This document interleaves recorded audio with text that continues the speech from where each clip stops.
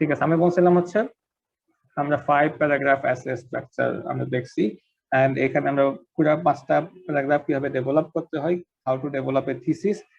একজন ডেফিনেশন বলছে যে thesis is a short encapsulation of your paper's main argument supported by evidence in body paragraph.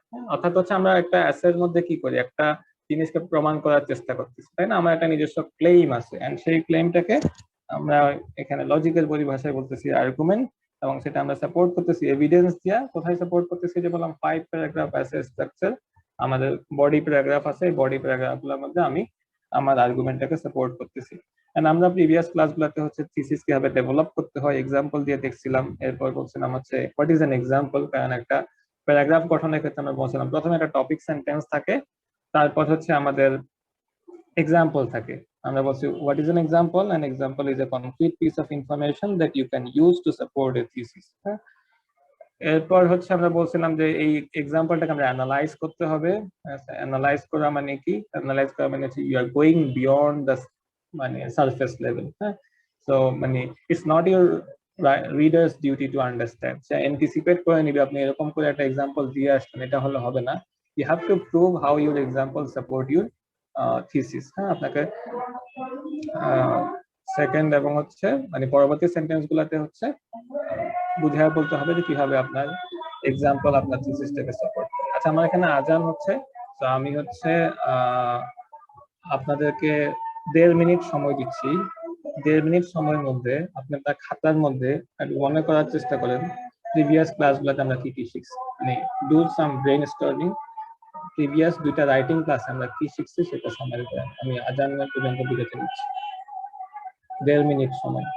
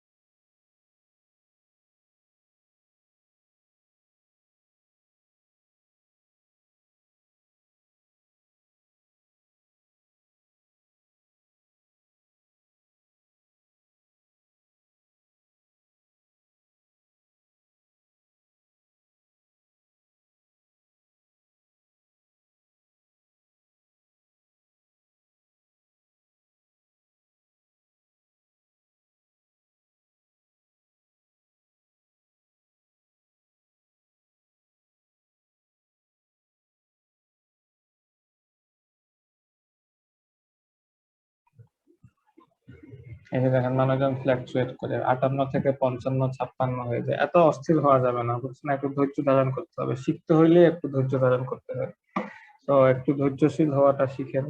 অস্থিরতা যত কমাইতে পারবেন, মনের উপর যত নিয়ন্ত্রণ আনতে পারবেন, আপনার তত বেশি লার্নিং হবে।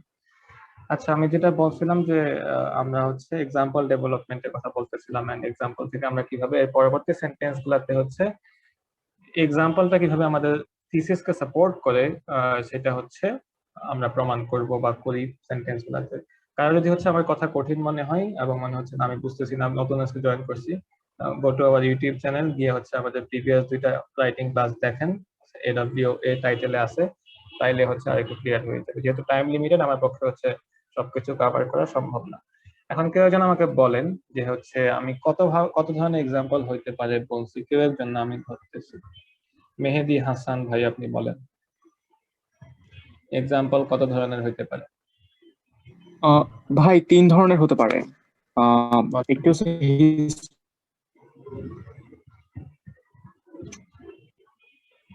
হিস্টোরিক্যাল বা রিয়াল। হিস্টোরিক্যালটা হচ্ছে অথবা লাইফ, আর হাইপোথেটিক্যাল হচ্ছে আমি একটা মেকআপ করব, একটা হচ্ছে কোনো একটা ঘটনা নিজে তৈরি করে বললাম। আর পার্সোনাল এক্সপিরিয়েন্স হচ্ছে নিজের অভিজ্ঞতা, আবার কলেজ বা ইউনিভার্সিটি বা লাইফে যেটা ঘটেছে আমি সেটাকেই। আচ্ছা, থ্যাংক ইউ মেহেদি, আমি আচ্ছা বুঝতে পারছি। তো এই যে মেহেদি যেরকম রেসপন্স করলো, আমার জায়গা থেকে অলওয়েজ এক্সপেকটেশনটা হচ্ছে এরকম যে আমি আপনাকে যে কোনো সময় যে কোনো কোয়েশ্চেন করবো, কাভার টপিক করবো, you have to answer properly, answer করতে হবে। ভুগি চুকি ভূগোল বুঝলে কাজ হবে না, আপনি জিনিসটা প্রপারলি বুঝতে পারছেন এরকম বুঝাইতে পারতে হবে আর কি। হ্যাঁ, আচ্ছা।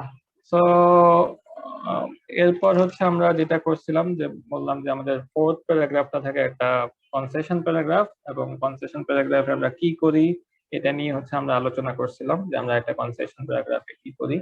এরপর হচ্ছে একটা কনক্লুশন থাকে, এবং কনক্লুশন কিভাবে ডেভেলপ করি এটা নিয়ে আমরা ক্লাসে ডিসকাস করছিলাম। হ্যাঁ, তো এখন আমি আপনাদের যে কয়জন লিখছেন আর কি, যদি আমার যথেষ্ট সময় থাকতো তাহলে, বা আমাদের টিমের জায়গা থেকে যথেষ্ট সময় বা সুযোগ থাকতো, আমরা চেষ্টা করতাম সবাইকে ইন্ডিভিজুয়াল লেভেলে ফিডব্যাক দেওয়া, that would be the best.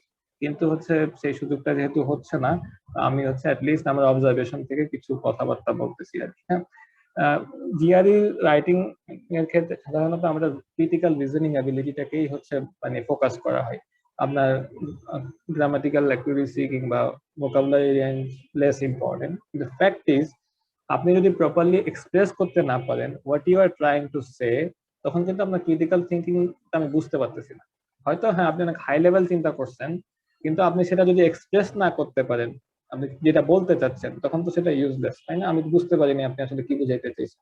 তো এই জন্য যদিও আমরা বলি যে আমরা জিআরই রাইটিং এর ক্ষেত্রে হচ্ছে গ্রামাটিক্যাল অ্যাকুরেসি এবং ভোকাবুলারি রেঞ্জ যে চাইতে ক্রিটিক্যাল থিঙ্কিংটা হচ্ছে main focus, but if you can't express what you thought critically, আমি কেমনে বুঝবো যে আপনি আসলে ক্রিটিক্যাল একজন ভালো থিঙ্কার, তাই না? আমি তো অ্যান্টিসিপেট করে নিতে পারবো না। সেই জন্য actually you have to write well. আপনি যদি প্রপারলি লিখতে না পারেন, আপনি কিন্তু সেটা করতে মানে আপনার ক্রিটিক্যাল থিঙ্কিং থেকে যে জিনিসটা ডেভেলপ করছে সেটা আপনি এক্সপ্রেস করতে পারবেন না। তো আমি এখন হচ্ছে একটা মাইক্রো স্কেলে ফোকাস করতেছি আর কি। হ্যাঁ, কারণ হচ্ছে আমরা বলছি যে আমরা 5 প্যারাগ্রাফ এসে স্ট্রাকচার, 5টা প্যারাগ্রাফ ডেভেলপ করি, কিন্তু how you will develop a paragraph এটা নিয়ে আমরা ডিসকাস করি না। আমরা হয়তো বলছি যে একটা টপিক সেন্টেন্স থাকবে, এরপর একটা কনক্রিট এক্সাম্পল থাকবে, এন্ড নেক্সট 2 to 3 সেন্টেন্স আমরা সেই এক্সাম্পলটাকে অ্যানালাইজ করবে এবং এক্সপ্লেইন করবে। কিন্তু কিভাবে আমরা এই ফ্লোটা আগায় নিয়ে যাব, বা আমরা যখন আমি একটা কোয়েশ্চেন রাখছিলাম ক্লাসের প্রতি, সেটা ছিল যে what is the difference between cohesion and coherence. তো আপনার প্যারাগ্রাফের মধ্যে, ইভেন একটা সেন্টেন্সের মধ্যে, কোহেশন এন্ড কোহেরেন্স, তখন কেউ একজন আমাকে বলেন what is the difference between cohesion and coherence. What is the difference between cohesion and coherence? এটা কিন্তু হোমওয়ার্ক ছিল, তো আপনারা কিন্তু মনে করেন না যে আমি ভুলে যাচ্ছি। হ্যাঁ, আমরা কিন্তু মোটামুটি সবই মনে রাখার চেষ্টা করি আপনাদেরকে যা যা বলি। বলেন, what is the difference between cohesion and coherence? Cohesion is the logical flow and the connectivity, like দুইটা প্যারাগ্রাফ or sentence এর মধ্যে যে ফ্লোটা থাকে, যে একটার সাথে আরেকটা রেলিভেন্ট, এন্ড কোহেরেন্স হচ্ছে একটা সেন্টেন্সের যে লিঙ্গুইস্টিক মানে মিনিংটা থাকে, যে সিমেন্টিক্যাল ওই মানে সেন্টেন্সটা মনের ভাবটা প্রপারলি প্রকাশ করতে পারছে কিনা, সেটা হচ্ছে কোহেরেন্স। আচ্ছা, জিনিসটা আরেকটু ব্রডার। হ্যাঁ, তো আমি যদি আরেকটু সবার জন্য বোধগম্য করে বলতে চাই আর কি, অ্যাকচুয়ালি যে কোহেশন ইন্ডিকেটস কোহেসিভ ডিভাইসেস। হ্যাঁ, cohesion actually indicate cohesive devices and coherence indicates the logical structure of your paragraph. হ্যাঁ, আমরা যখন ছোটবেলায় মানে 9, 10 এবং ইন্টারমিডিয়েটে রিঅ্যারেঞ্জ করতাম, তাই না? আমাদের একটা গল্প স্টোরি দিয়ে দিত এলোমেলো, তো আমাদেরকে সেই স্টোরিটাকে লজিক্যালি সাজাইতে হতো। সো অ্যাকচুয়ালি সেখানে আমাদের যেটা করা হয়েছে, আমাদের কোহেরেন্স টেস্ট করা হয়েছে, ঠিক আছে? আমাদের কোহেরেন্স টেস্ট করা হয়েছে যে আমরা অ্যাকচুয়ালি কি লজিক্যাল স্ট্রাকচার বা হচ্ছে সেন্টেন্সের যে ফ্লোটা, লজিক্যাল ফ্লোটা বুঝি কিনা। আপনি ধরেন একটা মানুষের গল্প বলতেছেন, তার যদি জন্মের আগে মৃত্যুটা দিয়ে দেন আপনার লেখাতে, এমন হয় যে আপনার মানে দিয়ে দেন বলতে আমি যেটা বুঝাচ্ছি যে আপনি হয়তো একটা ধারাবাহিক গল্প বলতেছেন, কিন্তু আপনার যে টাইম পিরিয়ড কিংবা যে সিকোয়েন্সটা ঠিক নাই, তখন that means there is gap of হচ্ছে কোহেরেন্স।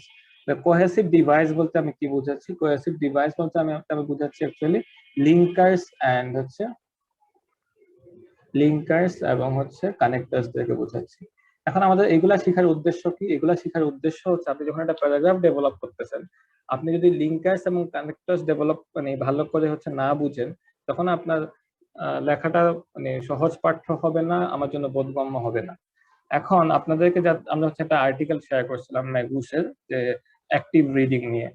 যে কয়জন হচ্ছে সেটা মনোযোগ দিয়ে পড়ছেন, সেখানে হচ্ছে আপনাদেরকে এরকম একটা কিছু সাজেস্ট করছে যে হচ্ছে মানে লিঙ্কার্স এবং হচ্ছে কিছু ওয়ার্ড আছে যেগুলোতে আপনাকে বেশি ফোকাস করতে হবে, কিছু রিভার্স স্ট্রাকচারাল ওয়ার্ডে কিছু ফোকাস করতে হবে। তো এখান থেকে আপনি অ্যাটলিস্ট বুঝতে পারছেন যে লিঙ্কার্স আর ভেরি ইম্পর্টেন্ট। একটা রাইটিংস এর ক্ষেত্রে হচ্ছে লিঙ্কার্স খুবই ইম্পর্টেন্ট। এখন লিঙ্কার্স কাউকে আমি এখন জিজ্ঞেস করি, স্বর্ণালী সাহা আপু আপনি বলেন তো, what is the difference between cohesion and coherence? আমি কি বলছি?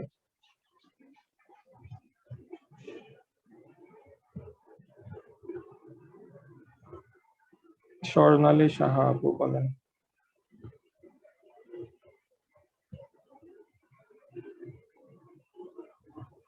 হ্যালো ভাইয়া, শুনতে পাচ্ছেন? জি জি বলেন। ভাই নেট প্রবলেম তো এজন্য আর কি হচ্ছে। জি বলেন। কোহেশন রিফার্স কোহেসিভ ডিভাইস, মানে হচ্ছে লিঙ্কার্স, তারপর হচ্ছে যেমন এন্ড বাট সো এই ধরনের। আর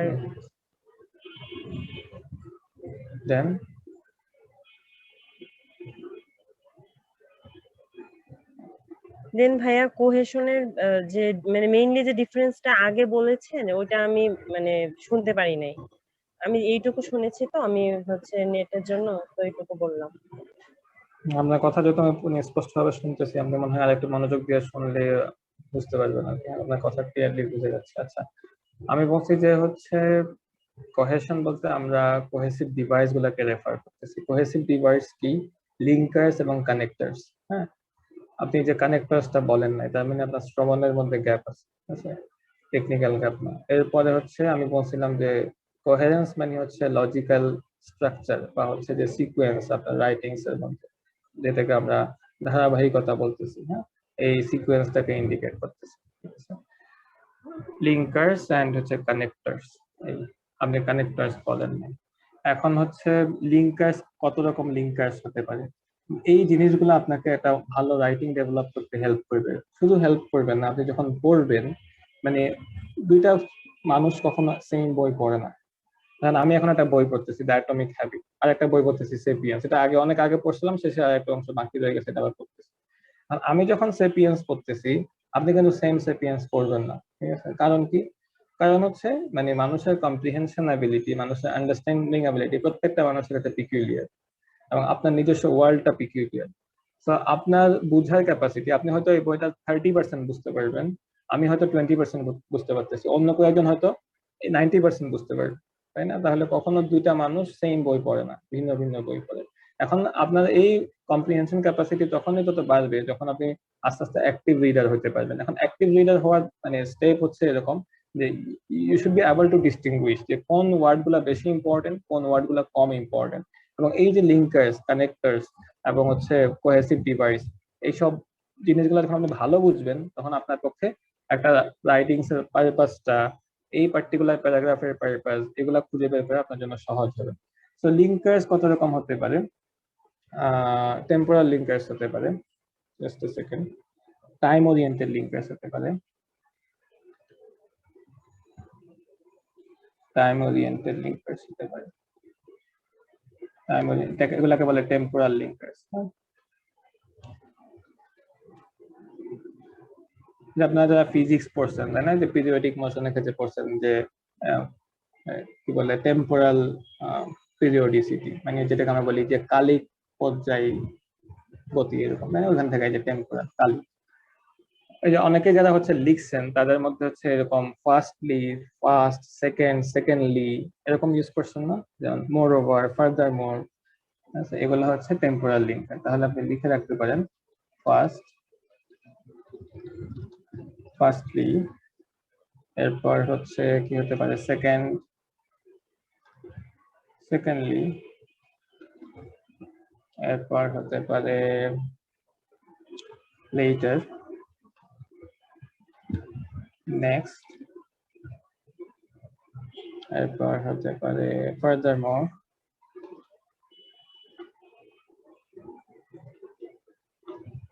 মোর ওভার। আমরা এক্সট্রা যখন কিছু অ্যাড করতেছি একটা সাথে পরে আরেকটা অংশ অ্যাড করতেছি, তখন বলতেছি ফার্দার মোর, মোর ওভার। এরপর আর কি হতে পারে ফার্স্ট, লাস্ট অফ অল বলি অনেক সময়, last of all, first of all. এরপর হচ্ছে কনক্লুশন, এরকম কিছু একটা। তো সবসময় আমরা মনে রাখবো যে সবসময় এরকম একটা লিঙ্কার্স ইজ ফলোড বাই কমা, তাই না, সবসময় শেষে একটা কমা বসে। এরপর আরো কিছু হতে পারে যেমন হচ্ছে নেভারদালেস, এরপর হোয়াট এভার, হোয়াটসোএভার, এগুলো হচ্ছে টেম্পোরাল লিঙ্কার। এরপর হতে পারে হচ্ছে লজিক ওরিয়েন্টেড লিঙ্কার্স। হ্যাঁ, কেউ একজন বলেন তো লজিক ওরিয়েন্টেড লিঙ্কার্স গুলা কি কি হতে পারে? ইনস্টেড অফ, বা হচ্ছে হলো দো, অলদো।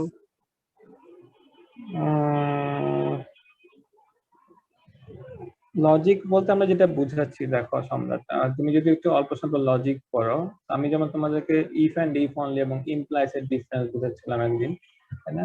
তো ধরো আজকে যদি হচ্ছে বৃষ্টি হয় তাহলে আমি বাসা থেকে বের হইতে ছাতা নিব, তাহলে কি আমি কি ইউজ করি? ইফ। আচ্ছা, if it rains I will take হচ্ছে আমব্রেলা, তাই না? ইফ, তাহলে এটা লজিক ওরিয়েন্টেড। তারপর দেন, তাই না? If you come then I will go, তাহলে then whether, I will do it whether you come or not, তাহলে এই যে লজিক, লজিক্যাল একটা হচ্ছে স্ট্রাকচার আছে এখানে। এরপর হচ্ছে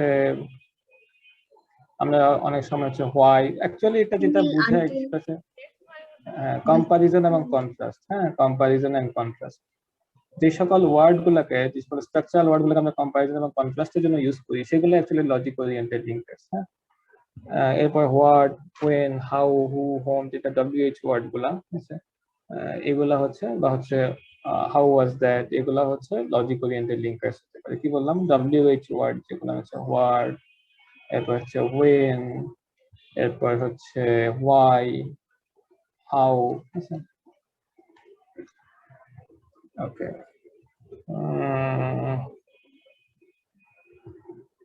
ভাইয়া টিল আনটিল এগুলো হয় না লজিক ওরিয়েন্টেড লিঙ্কার্স?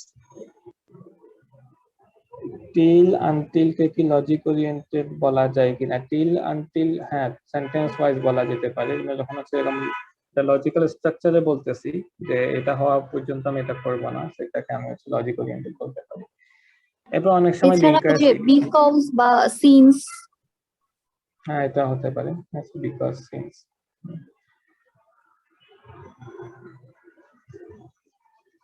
তাহলে কি বললাম? টাইম ওরিয়েন্টেড লিঙ্কার্স মানে হচ্ছে টেম্পোরাল লিঙ্কার্স, এবং লজিক ওরিয়েন্টেড লিঙ্কার্স বলতে অ্যাকচুয়ালি আমরা কম্পারিজন এন্ড কন্ট্রাস্ট কে বোঝাচ্ছি। হ্যাঁ, তো আমরা যখন লিখবো তখন চিন্তা করবো যে আমার লেখাগুলোর মধ্যে কি লজিক্যাল ফ্লো আছে কিনা।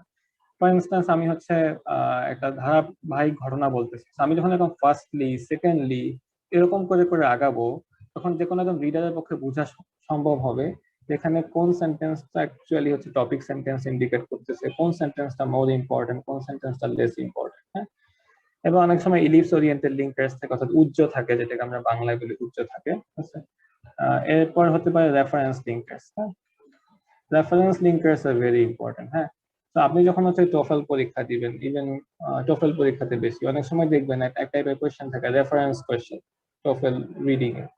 ধরেন একটা জায়গায় দিল দ্যাট, দ্যাট দিয়ে আপনাকে বলবে এই দ্যাটটা কাকে রেফার করছে, মানে প্রিভিয়াস সেন্টেন্স বা সেন্টেন্সের প্রিভিয়াস পার্টে কোন জিনিসটাকে রেফার করছে। তো এই ধরনের লিঙ্কার্স গুলোকে বলা হয় রেফারেন্স লিঙ্কার্স।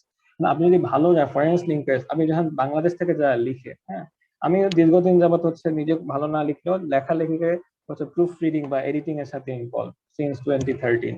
তো অনেক ধরনের মানুষের লেখা দেখা হয়েছে আমার, এবং বাইরের মানুষজনের লেখা দেখা হয়েছে। তো বাংলাদেশ থেকে যারা লিখে তাদের একটা বড় প্রবলেম যেটা, সেটা হচ্ছে যে দে ক্যান্ট অ্যাভয়েড রিপিটেশন। হ্যাঁ, কিন্তু for a good writing you must have to avoid repetition. হ্যাঁ, ইভেন মানে প্রফেসর, আপনি দেখবেন যে ভালো ভালো প্রফেসর, মানে ইউনিভার্সিটিতে অনেক ভালো প্রফেসর দেখা লিখতে গেলে মানে কি বলে রেফার করতে পারে না। এই কারণে দেখা যাচ্ছে যে তাদের রিপিটেশন হয়, সেম জিনিস বারবার মেনশন করতেছে, এতে করে রিডান্ডেন্সি ঘটে, আপনার জিনিসটা পড়তে ভালো লাগে না। তো এখান থেকে একটা কনক্লুশন হচ্ছে, যখন আপনি লিখবেন keep in mind you should avoid repetition. আপনি প্রথমবার সিজন মেনশন করছেন, হয়তো পরে এখানে দ্যাট কিংবা কিছু একটা দিয়ে তাকে রেফার করতেছেন, তখন আপনার জিনিসটা শুনতে শ্রুতি মধুর হবে। কিন্তু আমরা বাংলাদেশ থেকে যারা লিখি তারা হচ্ছে ম্যাক্সিমাম ক্ষেত্রে এই ভুলটা করি, যে বারবার একই জিনিসকে রেফার করি। কিন্তু হচ্ছে রেফার করি বলতে রেফারেন্স লিঙ্কটা ইউজ করে রেফার করি না, সেটাকে বারবার মেনশন করি, এতে করে রিডান্ডেন্সি হয়। তাহলে আমি একটা কনক্লুশন ড্র করছি এই আলোচনা থেকে, যে একটা গুড রাইটিং এর একটা ক্যারেক্টারিস্টিক্স হতে পারে রিপিটেশন শুড বি অ্যাভয়েডেড। তো এটা একটা কনক্লুশন, যে for a good writing you have to avoid repetition. আচ্ছা, সো এক্ষেত্রে কিরকম হতে পারে? আমরা হচ্ছে দুইটা জিনিস বললাম, যে একসাথে দুইটা জিনিস বললাম, এখন নেক্সট টাইম হয়তো এটা নিয়ে কথা বলবো, তখন বলবো যে দ্য ফর্মার ওয়ান। দুটা জিনিসকে আগে মেনশন করছি, এখন আমি ওই জিনিসটার নাম না বলে বলতেছি দ্য ফর্মার ওয়ান, তখন আমাকে এই জিনিসটা রিপিট করতে হচ্ছে না, বা ওই জিনিসটার নামকে আবার নিতে হচ্ছে না পরের সেন্টেন্স। আর একটা কি হতে পারে এখান থেকে, দ্য লেটার ওয়ান।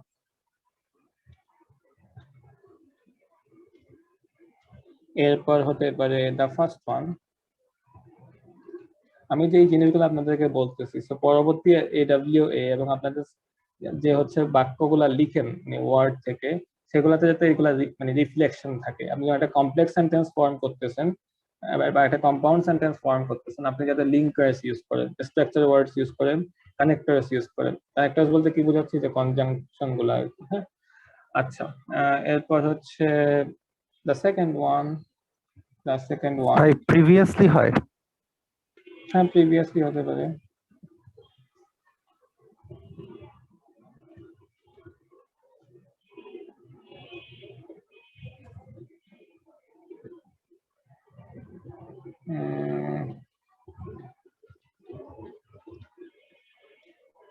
এটা কাইন্ড অফ একটা অ্যাডভার্ব হয়ে যায়।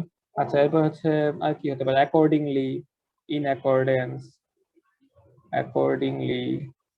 এরপর হতে পারে কি, ইন অ্যাকর্ডেন্স, আমি উপরে লিখতেছি, ইন অ্যাকর্ডেন্স। আর কি হতে পারে, ইন অ্যাডিশন। ইন অ্যাডিশনের সাথে আরো আপনি ইউজ করতে পারেন ইন অ্যাডিশন উইথ দ্যাট, তারপর হচ্ছে ইন অ্যাডিশন টু দ্যাট। ঠিক আছে, এগুলা হচ্ছে রেফারেন্স লিঙ্কার্স। সো একটা ইম্পর্টেন্ট সাজেশন হচ্ছে, আপনি যখন লিখবেন try to maximise the use of reference linkers.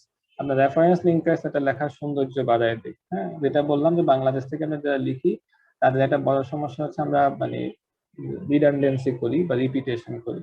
তো এই জন্য আপনার মানে রিপিটেশন অ্যাভয়েড করার চেষ্টা করতে হবে আর কি। হ্যাঁ, আচ্ছা, এটা একটা পার্ট হচ্ছে যখন ইভালুয়েশন ক্রাইটেরিয়াতে আপনি দেখবেন যে লেক্সিক্যাল রিসোর্স বা আপনার ভোকাবুলারি রেঞ্জ, আপনি যখন রিডান্ডেন্সি করতেছেন সেটা কিন্তু বুঝাচ্ছে আপনার ভোকাবুলারি রেঞ্জটা হচ্ছে লো।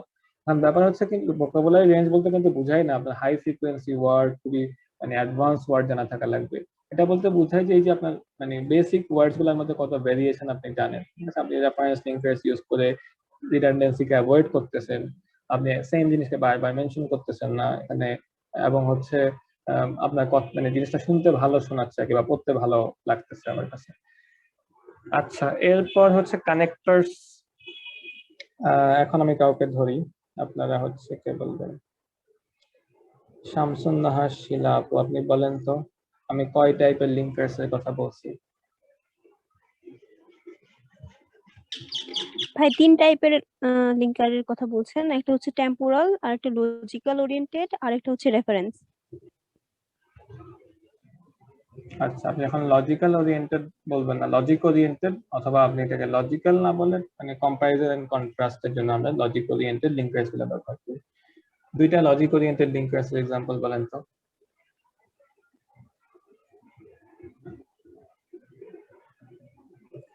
দুইটা logic oriented linkers. If then তারপর হচ্ছে WS word because since.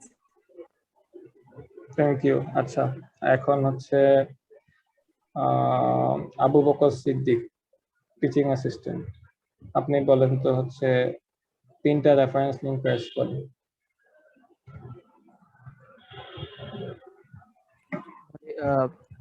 that, it, former one, later one, এরকম।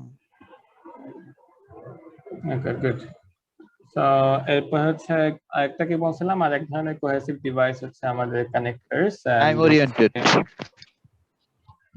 টাইম ওরিয়েন্টেড বলছিলাম এর আগে যখন আমি বলছিলাম যে cohesion actually indicating cohesive devices, so that আমি 2 টাইপের কোহেসিভ ডিভাইসের কথা বলছি। একটা ছিল লিঙ্কার্স বা লিঙ্কিং ওয়ার্ডস, আর একটাকে বলছি আমি কানেক্টরস। হ্যাঁ, কানেক্টরস অ্যাকচুয়ালি আমি কনজাংশনের কথা বলতেছি। আচ্ছা, কনজাংশন না, যখন প্রিপজিশন পড়ছিলাম তখন কনজাংশন পড়ছিলাম। তো কনজাংশন হচ্ছে 2 রকম। একটা হচ্ছে আরো প্রকারভেদ, অনেক জায়গায় অনেক রকম দেখবেন, কিন্তু হচ্ছে আমি রাইটিং এর জায়গা থেকে ফোকাস করে আপনাদের এইভাবে ক্লাসিফিকেশন করতেছি। আপনি দেখলে হচ্ছে অনেক জায়গায় অনেক রকম ক্লাসিফিকেশন দেখবেন। তো কোঅর্ডিনেটিং কনজাংশন এন্ড হচ্ছে সাবঅর্ডিনেটিং কনজাংশন। এগুলা খালি বায়োস্কোপ দেখলে হবে না, আপনি এখন থেকে যত কিছু লিখবেন, একটা প্রফেসরকে ইমেল করতেছে, নিজে একটা পার্সোনাল স্টোরি লিখতেছে, কাউকে একটা একাডেমিক কি বলে রিসার্চ পেপার লিখতেছে, এগুলার অ্যাপ্লিকেশন করার চেষ্টা করেন। হ্যাঁ, আমাদের সবচেয়ে বড় সমস্যা হচ্ছে কি আমরা বাঙালিরা কেন এই চৌর্যবৃত্তি বা হচ্ছে প্লাজারিজম করি, কারণ আমরা আসলে লিখতে পারি না। মনের মধ্যে অনেক কথা আছে কিন্তু সেটা প্রকাশ করতে পারি না। হ্যাঁ, তো এই জন্য যেটা সমস্যা হয় যে আমরা অনেক জায়গায় কপি পেস্ট করি, প্যারাফ্রেজ করতে পারি না। এখন প্যারাফ্রেজ কেমনে করতে পারবেন আপনি যদি সেন্টেন্সের ওরিয়েন্টেশন না চেঞ্জ করতে পারেন, একটা সিম্পল সেন্টেন্সকে কমপ্লেক্স না বানাইতে পারেন। এখন কখন কমপ্লেক্স বানাইতে পারবেন, বা একটা অ্যাক্টিভ কে প্যাসিভ বা একটা কমপ্লেক্সে কম্পাউন্ড কখন বানাইতে পারবেন? যখন আপনি লিঙ্কার্স গুলার প্রপার ইউজ জানেন, আপনি কোহেসিভ ডিভাইস গুলার প্রপার ইউজ জানেন, তখন দেখবেন যে আমি ভালো প্যারাফ্রেজ করতে পারছি। আপনাকে এই জায়গায় সেই জায়গায় দৌড়াইতে হবে না, নিজে নিজেই মানে ডেভেলপ করতে পারবেন আর কি। তো কোঅর্ডিনেটিং কনজাংশন অ্যাকচুয়ালি আমরা কোথায় ইউজ করি, যে কম্পাউন্ড সেন্টেন্স গুলা যখন আমরা গঠন করি আর কি। হ্যাঁ, তো এটাকে আমরা এভাবে মনে রাখতে পারি, ফ্যান বয়স। হ্যাঁ, এটা মানে আপনারা ছোটবেলায় পড়েও আসছেন। এফ মানে হচ্ছে ফর, এ মানে হচ্ছে এন্ড, এন মানে হচ্ছে নর, বি মানে হচ্ছে কি বাট, এরপর ও হচ্ছে ওতে কি হয়, ইয়েট। ওতে ওয়াইতে ইয়েট হয়, কিন্তু ওতে তো ইয়েট না। ও আচ্ছা, সরি, ওতে হচ্ছে or ইয়েট আর হতে পারে। আর সো। এরপর হচ্ছে ইয়েট আর সো। আচ্ছা, এখন আরো কিছু কিছু আছে, যেমন হচ্ছে ইয়েটের সাথে আপনি জাস্ট বলতে পারেন। এরপর হচ্ছে যেখানে অর বললাম, অরের সাথে ইদার অর। এরপর নর যেখানে বললাম সেখানে হচ্ছে নিদার নর, নিদার নর। এরপর হচ্ছে ইদার অর, ইদার অর। দেখেন আপনাকে যদি একটা সেন্টেন্সে বলা হয় আপনি ইদার অর নিদার নর ইউজ করবেন, হয়তো একটা আমি ভালো রাইটিং এর মধ্যে আপনি নিজে দেখেন ইদার অর নিদার নর, কিন্তু আপনি নিজে এটা অ্যাপ্লাই করতে পারেন না। এখন আপনাকে আগে জানতে হবে যে আমি এটা কোথায় ব্যবহার করব। ঠিক আছে, আমি কি বললাম যে আমরা এগুলাকে বলতেছি কোহেসিভ ডিভাইসেস, যেটা আমরা আমাদের রাইটিং এর একটা ক্রাইটেরিয়া হচ্ছে কোহেশন, সেটা ডেভেলপ করার জন্য ইউজ করি। এবং এই কোহেসিভ ডিভাইসের মধ্যে একটা জিনিস হচ্ছে কনজাংশন। কনজাংশন 2 রকম ক্লাসিফিকেশন আমি দেখাইলাম, একটা হচ্ছে কোঅর্ডিনেটিং কনজাংশন, একটা হচ্ছে সাবঅর্ডিনেটিং কনজাংশন। এখন what is subordinating conjunction? Means other than হচ্ছে ফ্যান ভয়েস। হ্যাঁ, মানে ফ্যান ভয়েসের বাইরে যা যা আছে সবই হচ্ছে আপনার সাবঅর্ডিনেটিং কনজাংশন। কি কি হতে পারে? এই যে অলদো ইউজ করেন আপনারা, তাই না? আর কি ইউজ করেন? অ্যাজ ইউজ করেন, এরপর বিফোর ইউজ করেন, আর কি আছে, দো হতে পারে। তো কেউ একজন আমাকে যে আনটিল এর কোয়েশ্চেন করছিলেন। হ্যাঁ, আমি হচ্ছে এখানে মানে আপনাকে বলছিলাম যে আনটিল ইউজ করা যেতে পারে, কিন্তু আনটিল অ্যাকচুয়ালি একটা কনজাংশন। হ্যাঁ, তো টিল আনটিল এটা আমরা কনজাংশন হিসেবেই বলবো, লিঙ্ক প্রেস বলবো না। হ্যাঁ, এরপর হচ্ছে ওয়েদার। আচ্ছা, হিবিজিবি হয়ে যাচ্ছে, কিন্তু আমি আশা করতেছি আপনারা হচ্ছে আপনাদের মানে আমার কথার সাথে নিজেদের মানে মনের সংযোগ রাখতেছেন, সমস্যা হচ্ছে না আর কি। হ্যাঁ, এরপর হচ্ছে ওয়েদার, আনটিল ওয়েদার হতে পারে। আমি আবার রিক্যাপিচুলেট করতেছি। কনজাংশন দুইটা ক্যাটাগরি হতে পারে, একটা কোঅর্ডিনেটিং কনজাংশন, একটা সাবঅর্ডিনেটিং কনজাংশন। কোঅর্ডিনেটিং কনজাংশন কোনগুলা? ফ্যান ভয়েস, যেগুলো আমরা সাধারণত কম্পাউন্ড সেন্টেন্স গঠনের জন্য হচ্ছে ব্যবহার করি। আর কোঅর্ডিনেটিং কনজাংশন, সাবঅর্ডিনেটিং কনজাংশন আমরা সাধারণত কোথায় ব্যবহার করি? কমপ্লেক্স সেন্টেন্স ফরমেশনের জন্য, অলদো, দো, আনটিল, টিল, বিফোর, অ্যাজ, ঠিক আছে?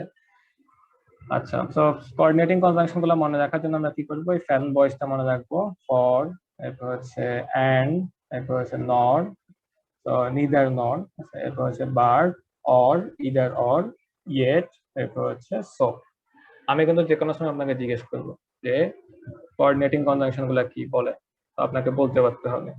এখন দেখেন, আপনি যদি জানেন এই কোঅর্ডিনেটিং কনজাংশন আর সাবঅর্ডিনেটিং কনজাংশন, তখন আপনি একটা কমপ্লেক্স সেন্টেন্সকে একটা কম্পাউন্ড সেন্টেন্স করতে পারবেন, একটা কম্পাউন্ড সেন্টেন্সকে একটা কমপ্লেক্স সেন্টেন্স করতে পারবেন। এখন ব্যাপারটা হচ্ছে কি, আমরা ছোটবেলায় এগুলো করে আসছি ট্রান্সফরমেশন অফ সেন্টেন্স খালি পরীক্ষায় পাস করার জন্য, অ্যাপ্লাই করতে গেলে আর পারি না। হ্যাঁ, তো এখন বুঝে বুঝে একটু করার চেষ্টা করেন তাহলে আর কি।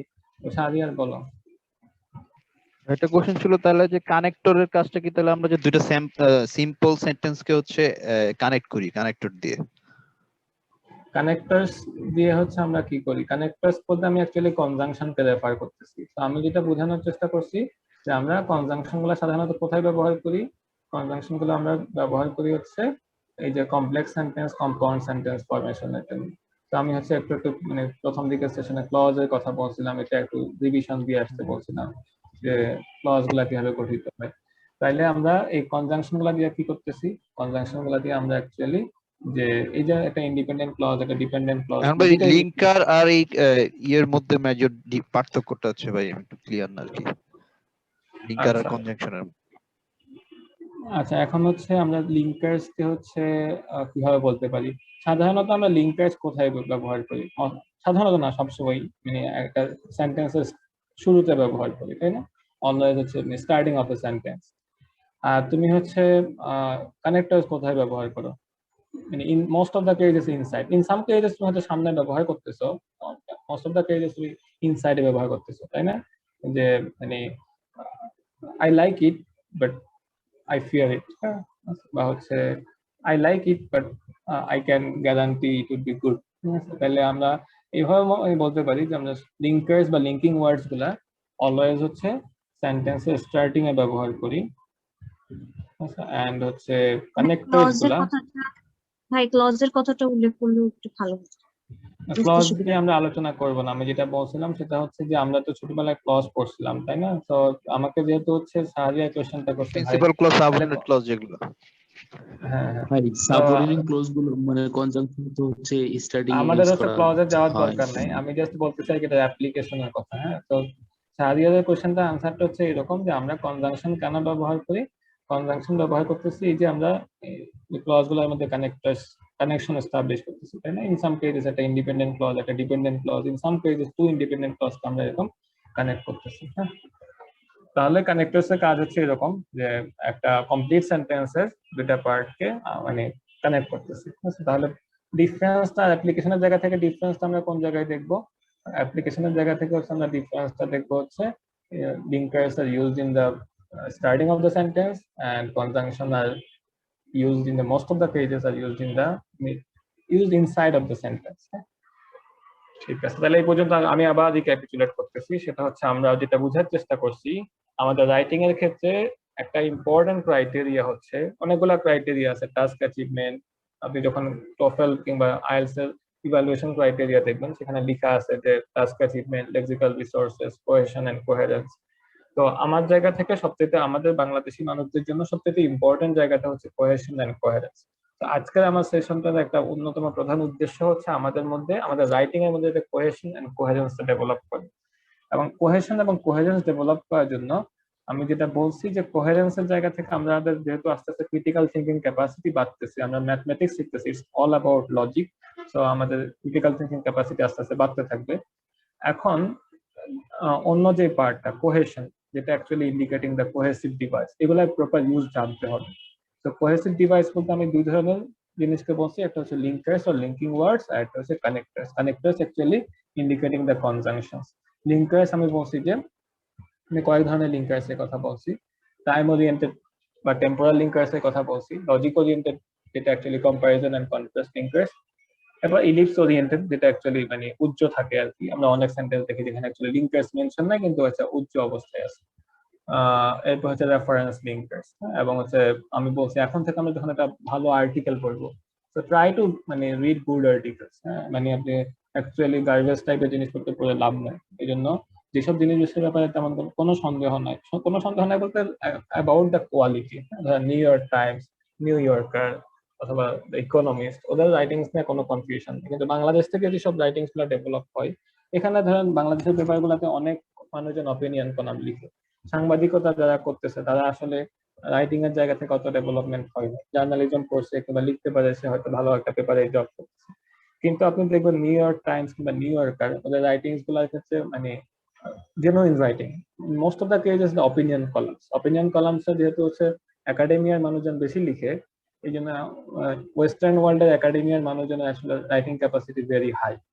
তো আপনি এই লেখাগুলা পড়লে এখন থেকে যখন পড়বেন তখন জাস্ট পড়ার জন্য পড়বেন না, কিভাবে পড়বেন, আপনি একজন অ্যাক্টিভ রিডারের মতো করে পড়বেন। হ্যাঁ, তো আমি এখন আপনাদেরকে এটা একটু অ্যাপ্লিকেশন দেখাচ্ছি। যে আমি এতক্ষণ যে লিঙ্কার্স গুলা শিখলাম, এগুলা শিখে ফায়দাটা কি বা কাজটা কি, ঠিক আছে? জাস্ট আ সেকেন্ড। হ্যাঁ, সম্রাট তো আমাকে পাঠাইছে এটা, তাই না? জি ভাই পাঠাইছি। আচ্ছা, তো এরপর হচ্ছে আমাদের এখান থেকে আর একটা সামারি হচ্ছে এরকম যে আপনাকে একজন অ্যাক্টিভ রিডার হতে হবে। অ্যাক্টিভ রিডার হলে যেটা কি হবে, আপনি শিখবেন বেশি। হ্যাঁ, আপনাদের আমি ম্যাক্সিমাম মানুষজনের আমি যেটা দেখতেছি আর কি, যে আপনাদের হচ্ছে মানে ব্রেনের মধ্যে ম্যাক্সিমাম জিনিস ফিল্টার হয়ে ঢুকে। কেন ফিল্টার হয়ে ঢুকে? এই যে মানে আশপাশের ওরিয়েন্টেশন থেকে, মানে আমাদের ব্রেইনটা খুবই অস্থির প্রকৃতির, আশপাশের এই যে নানা সুযোগ সুবিধা পাইতো ওই জন্য আসলে অস্থির প্রকৃতি। কিন্তু আগেরকার মানুষজন ছিল কি মানে কাইন্ড অফ হচ্ছে কি হয়ে যেত, আপনার মশগুল হয়ে যেত আর কি। হ্যাঁ, কোনো একটা জোস জিনিস দেখলে সে সেটার জন্য ফ্যাসিনেটেড হয়ে যেত, আর সেটা সে নিজের সর্বোচ্চটুকু দিয়ে পাইতে চাইত। কিন্তু এখনকার বাচ্চা কাচ্চাকে আমি অনেকদিন ধরে পড়ানোর সাথে জড়িত, তো প্রায় 7 to 8 years। এখনকার বাচ্চা কাচ্চাগুলো হলো অস্থির, বুঝছেন? মানে দেখা যায় যে অনেক স্কোপ আছে, তো যে কারণে হচ্ছে ধরেন এই জিনিসগুলো ভালো লাগে না। আপনি একটা বই পড়েন, বই পড়তে কিন্তু ভালো লাগবে না, কিন্তু একটা বই যখন কমপ্লিটলি শেষ করবেন আপনার মধ্যে একটা হ্যাপিনেস কাজ করবে, আপনার চিন্তার জগৎটা উন্নত হবে। কিন্তু আপনার বই পড়তে ভালো লাগবে না, আপনার কি ইচ্ছা হবে? আপনার ইচ্ছা হবে যে একটু ফোন গুতাই, ফোন গুলো তো নাইস, আমি সুন্দর অন্য একজন হচ্ছে পার্টি করতেছে, ঘুরতে গেছে, এইসব দেখতে পারবেন, ভালো লাগবে। এই কারণে দেখা যায় কি আমরা আসলে মানে ভালো জিনিসগুলো নিতে অভ্যস্ত না। আমরা যেটা করতেছি সেটা হচ্ছে যে অস্থির, মানে 2 দিন এই জায়গায় 2 দিন ওই জায়গায়। ঢাকা শহরের টিপিক্যাল মানে মায়েদেরকে দেখবেন, বুঝছেন, এদের বাচ্চা কাচ্চাগুলো মানুষ হয় না কেন? এরা হচ্ছে অস্থির প্রকৃতির। 2 দিন এই টিচার রাখে, 2 দিন ওই টিচার রাখে, খালি ছাত্রদেরকে জিজ্ঞেস করবে আপনি কয় চ্যাপ্টার পড়েছেন স্যার? এখন চ্যাপ্টার তো শেষ, বাচ্চাদের কিছু শিখে না, এটা নিয়ে মাথা ব্যথা নেই। মাস শেষের 10। এই যে ইংলিশ মিডিয়াম স্কুলগুলো দেখেন, আপনার কোনো ভাই ব্রাদার যদি তার বাচ্চাকে ইংলিশ মিডিয়াম স্কুলে পড়ায়, জিজ্ঞেস করে নাই কোয়ারেন্টাইনে মাসে কত টাকা করে নিচ্ছে। প্রত্যেক মাসে 20-25 হাজার টাকা বেতন নেই। এই বাচ্চাগুলোকে আপনি 1 মাস পরে গিয়ে জিজ্ঞেস করেন আচ্ছা তুমি এই মাসে কি শিখছো স্কুল থেকে, কিচ্ছু কইতে পারবেন আপনাকে। এই যে আপনাকে তো আমি ধরে ধরে শেখানোর চেষ্টা করতেছি, জিজ্ঞেস করতেছি কি শিখছেন, ফ্রি ক্লাস করতেছেন আপনি। আপনি যে পেমেন্টটা করছেন এটা জাস্ট ফর অ্যাকাউন্টেবিলিটি, আচ্ছা এটা এখানে এটাকে পেমেন্ট বলে না। আপনি হচ্ছে ফ্রি সেশন করতেছেন, আপনাকে আমি জিজ্ঞেস করতেছি কি শিখছেন, আপনি কিছু বলতে পারতেছেন কিছু শিখছেন। 25 হাজার টাকা বেতন দেই মাসে, বাচ্চাকে গিয়ে জিজ্ঞেস করেন কি শিখছেন, করতে পারবেন না। কিন্তু বাপ মাই কিন্তু বিশাল খুশি যে ও আমার ছেলে তো ইংলিশ মিডিয়ামে পড়ে, ইংলিশ ভার্সনে পড়ে। এক বাচ্চাদের পড়াইতে গেছি, জিজ্ঞেস করি তোমার বাপে করে কি ইংলিশ ভার্সনে পড়ে, বাপের গিয়ে জিজ্ঞেস করে যে আব্বা তুমি কি করো। এই হচ্ছে অবস্থা। এখন এই যে আমাদের আম্মারাও একই রকম, কি করে খালি জিজ্ঞেস করে যে স্যার কয় চ্যাপ্টার শেষ, কয় চ্যাপ্টার শেষ, স্যার তো শেষ করে দিয়েছে সব চ্যাপ্টার। বাচ্চা তো সারাদিন গেম খেলতেছে, জিজ্ঞেস করলে করতে পারবে না যে ফিজিক্স কারে কয়, কয়টা চ্যাপ্টার আছে বইয়ের মধ্যে, সেটাও করতে পারবে। কিন্তু মা তো খুব খুশি, স্যার তো বলছে সব চ্যাপ্টার শেষ, স্যারকে মাসের শেষে 10,000-15,000 টাকা দিই। আমরাও তো স্টুডেন্ট পড়াই, তো আমাদের নিজেদের তো চক্ষু নাই, আমরা আমাদেরকে চক্ষু দিব কি? হ্যাঁ, সেখানে আমি যে কথাবার্তা গুলা বলছি এটা এখন আমি একটা অ্যাপ্লিকেশন বোঝানোর চেষ্টা করি। হ্যাঁ, দেখেন এটা হচ্ছে একটা জিআরইর একটা আপনারা জানেন যে জিআরইর রিডিং কম্প্রিহেনশনে 2 ধরনের প্যাসেজ থাকে, একটা হচ্ছে শর্ট প্যাসেজ, একটা হচ্ছে লং প্যাসেজ। তো শর্ট প্যাসেজ বেশি থাকে, লং প্যাসেজ কম থাকে। এখন আপনি যখন জিআর এর লেখাগুলো পড়া শুরু করবেন রিড থিওরির পাশাপাশি বা প্রিভিয়াস বিগ বুক থেকে প্রিভিয়াস কোশ্চেন গুলা দেখবেন, আপনি দেখবেন জিআর এর প্যাসেজ গুলা আপনার অন্যান্য প্যাসেজ গুলা থেকে ডিফারেন্ট। ঠিক আছে, কেন ডিফারেন্ট? কারণ হচ্ছে এগুলো academic writing and this writings are written with a purpose. এটা একটা পারপাস আছে, কোনো একটা উদ্দেশ্যে এটা লেখা হয়েছে, মানে জাস্ট গল্প বলতেছে না, আপনাকে বলার জন্য বলতেছে। তো আপনি যদি এটার দিকে একটা মনোযোগ দিয়ে খেয়াল করেন, আমি আর একটু সহজ করে আপনাদের এটা বোঝানোর চেষ্টা করি। আচ্ছা, কেউ একজন এটা রিডিং করেন, আমার স্ক্রিন তো দেখা যাচ্ছে। যে মনে করেন যে আমার রিডিং পড়া খুব ভালো, রিডিং পড়া দেখা যাচ্ছে না, আমি স্ক্রল করবো, পড়েন।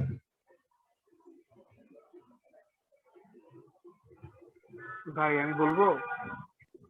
হ্যাঁ, স্পষ্ট করে বলতে হবে এবং সবার জন্য অডিবল হইতে হবে। হ্যাঁ, বলো। Example of technique 3. A portrait type. আচ্ছা, just a second. I took it from GregMat. আমি হচ্ছে গ্রেগ ম্যাথের প্রতি কৃতজ্ঞ তাদের কাছে। এটা অ্যাকচুয়ালি জিআরই প্রিভিয়াস একটা কোয়েশ্চেন, এবং গ্রেগ ম্যাথ হচ্ছে যে ওয়ার্ডগুলোকে বোল্ড করছে বা আইডেন্টিফাই করছে, আমি এগুলোকে আইডেন্টিফাই করছি। সো দ্য সাজেশন হচ্ছে যে যারা একটু সিরিয়াসলি করতেছেন, you guys can watch the videos of Greg math. হ্যাঁ, move on. A portrait type that appeared with relentless frequency in 18th century England is the familiar image of a gentleman poised with one hand inside his partially unbuttoned waistcoat.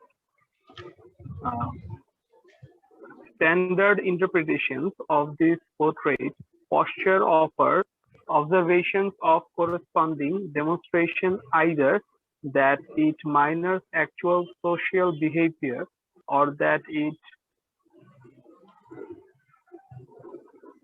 দেখা যাচ্ছে তো নাকি? হারাই ফেললাম তো।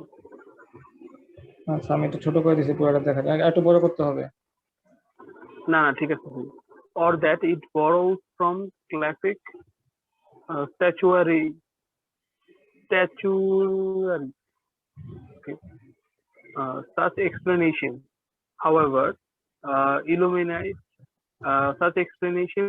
illuminate neither the source of this curious convention nor the reason for its popularity. It is true that in real life the hand-in was a common stance for elite men. Still, there were other ways of comporting the body that did not become winning portrait formula, and even if the hand in portrait does resemble certain classical status, what accounts for the adoption for this particular move?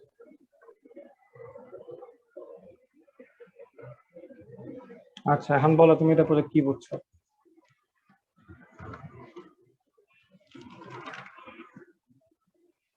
কি বুঝছো এটা পরে?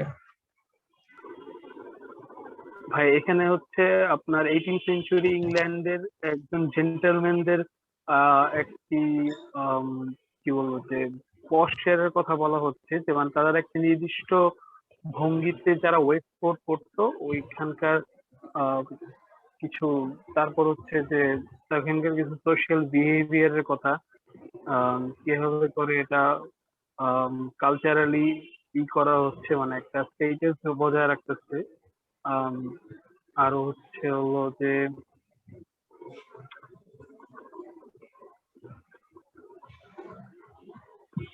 আচ্ছা, অন্য কেউ বলি তো এই প্যারাগ্রাফটার পারপাসটা কি? What is the purpose of this paragraph?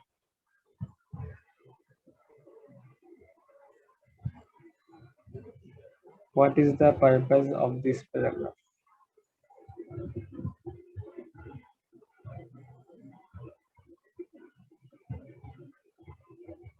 ভাই একটু চেষ্টা করি।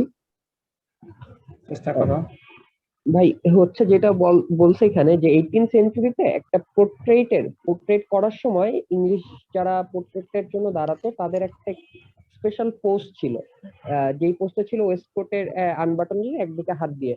তো হচ্ছে এইটার কেন এত বেশি পপুলারিটি ছিল সেটার কারণ বের করাটাই হচ্ছে এটার আসল উদ্দেশ্য, এবং সেখানে ধরা হতো যে এটা একটা পার্টিকুলার স্ট্যান্ডার্ড মেনটেন করা হয়, এবং এই স্ট্যান্ডার্ড মেনটেনের বিষয়টা নিয়ে হচ্ছে ভালো কোনো এক্সপ্লেনেশনও আমাদের কাছে নেই, কিন্তু এই পার্টিকুলার পোস্টটা যে খুব বেশি পপুলার হয়েছিল সেটা আমরা জানি, এরকমই একটা বিষয় আর কি বোঝানোর চেষ্টা করছি। এটাই হচ্ছে আমাদের মূল লক্ষ্য আর কি। Good try. Anyone else? আরো একটু ক্লোজে যেতে চাই।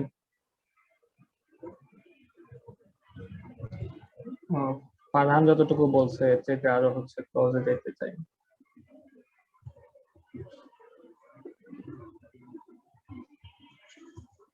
চিন্তা করেন, মস্তিষ্কটাকে একটু ব্যবহার করেন। হ্যাঁ, আচ্ছা, প্রথমে যে রিদওয়ান যেটা হচ্ছে মানে সামারিটা বলছে, তাও তোমার জন্য আমার ফিডব্যাক হচ্ছে যখন একটা প্যারাগ্রাফ পড়বা, রিদওয়ান বলো তো হোয়াট ইজ এ প্যারাগ্রাফ? ভাই আমি ওই ক্লাসে ছিলাম না। আমি তো কোনো ক্লাসে প্যারাগ্রাফ কিছুতে পড়ি না, ছোটবেলা থেকে প্যারাগ্রাফ লিখছি, আমি তোমাদের জিজ্ঞাসা এখন প্যারাগ্রাফ কি, তুমি তো আমার ক্লাসে ছিলাম না। প্যারাগ্রাফ কি? ছোটবেলা থেকে তুমি প্যারাগ্রাফ লিখছো, প্যারাগ্রাফ কি? প্যারাগ্রাফ লিখো নাই জীবনে? হ্যাঁ ভাই প্যারাগ্রাফ লিখি। তো প্যারাগ্রাফ কি? এটা খাই না মাথায় দেয়? ভাই প্যারাগ্রাফ হচ্ছে ভাই যে কোনো একটা কম্পোজিশনের বিভিন্ন আলাদা আলাদা পার্ট, প্রতিটা প্যারাগ্রাফের একটা আলাদা থিম থাকে, বলা যায় যে এই প্যারাগ্রাফটা এই থিমের উপর লেখা হয়েছে।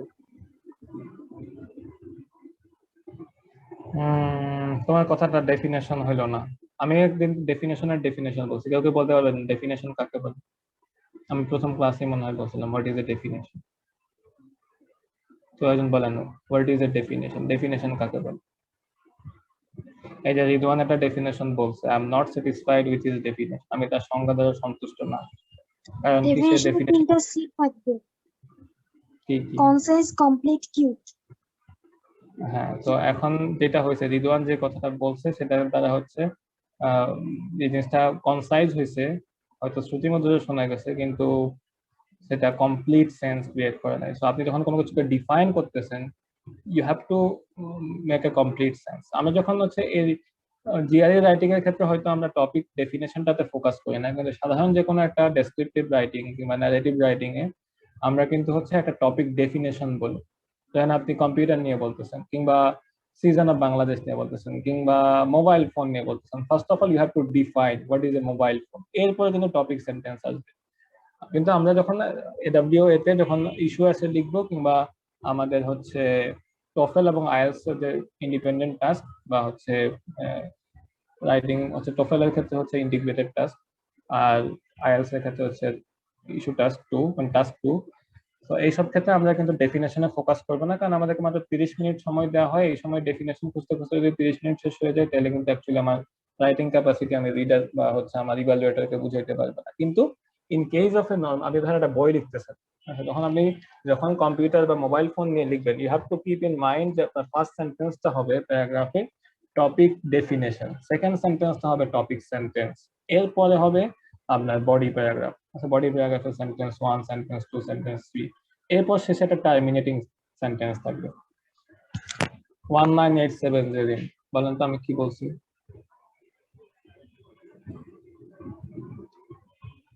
একটা প্যারাগ্রাফের স্ট্রাকচারের ক্ষেত্রে আমি কি বলছি বলেন? সাধারণত একটা প্যারাগ্রাফের স্ট্রাকচার কি হবে? ব্যাপার কি? এদের কি ম্যাক্সিমাম মানুষের কি? আচ্ছা, 2080 আফসানা আপু, আপনি বলেন।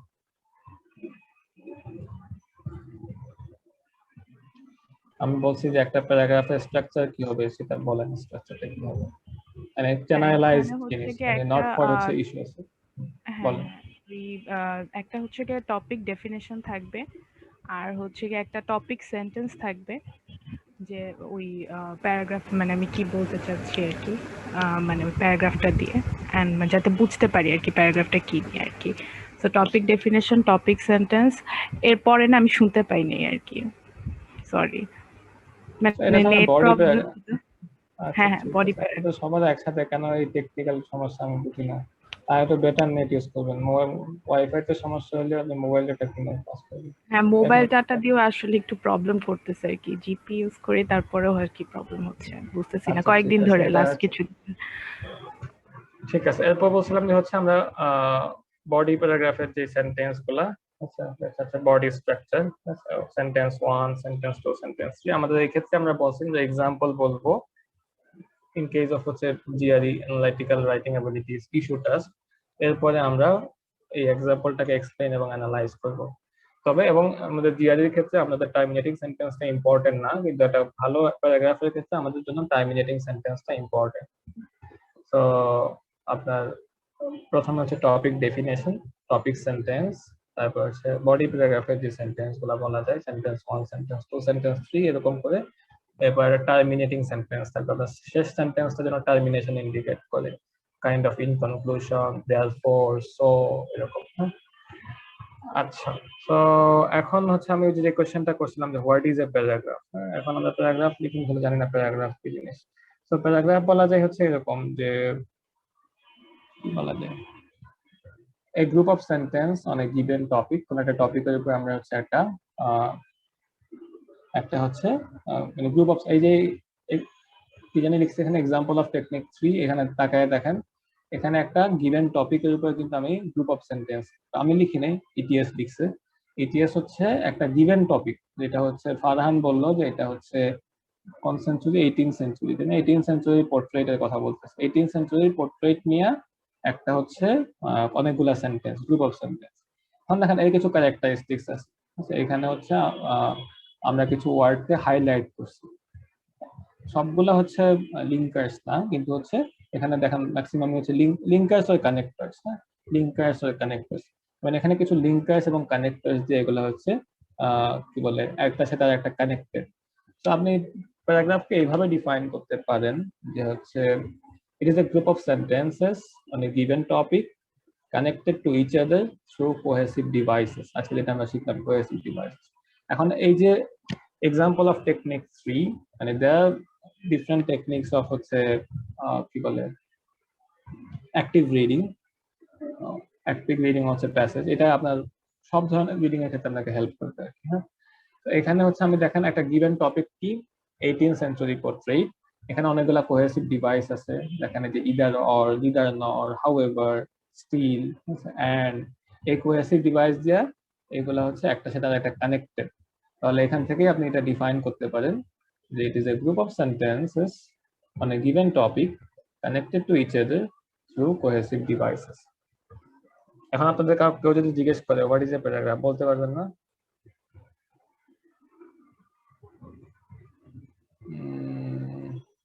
সাদিয়ার বলো তো প্যারাগ্রাফ কাকে বলে?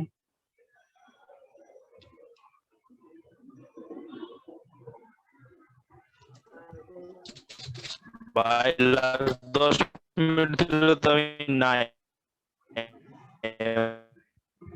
ঠিক আছে, তাহলে তুমি বন্ধ করো। কারেন্ট চলে গেছে, মোবাইল দিয়ে যখন করলাম মাত্র। আচ্ছা ঠিক আছে, তাহলে আমি নো ফামিন ভাই আপনি বলেন হোয়াট ইজ এ প্যারাগ্রাফ, মানে ওই রিডিং। ঠিক আছে সাদিয়া, নো ফামিন বলেন হোয়াট ইজ এ প্যারাগ্রাফ। ভাই প্যারাগ্রাফ হচ্ছে একটা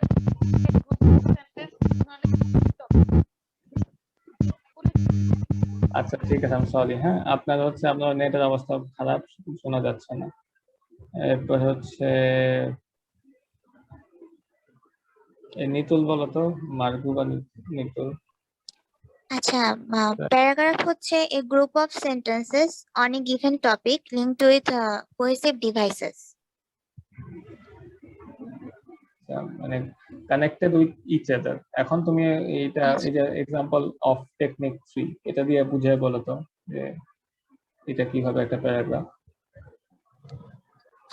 এখানে হচ্ছে 18th সেঞ্চুরিতে একটা স্পেসিফিক পস্টার যেটা মেনটেন করা হতো পোর্ট্রেট মেকিং এর ক্ষেত্রে, ওইটার হচ্ছে কারণটা কি এটার ব্যাপারে অ্যানালাইসিস করা হচ্ছে।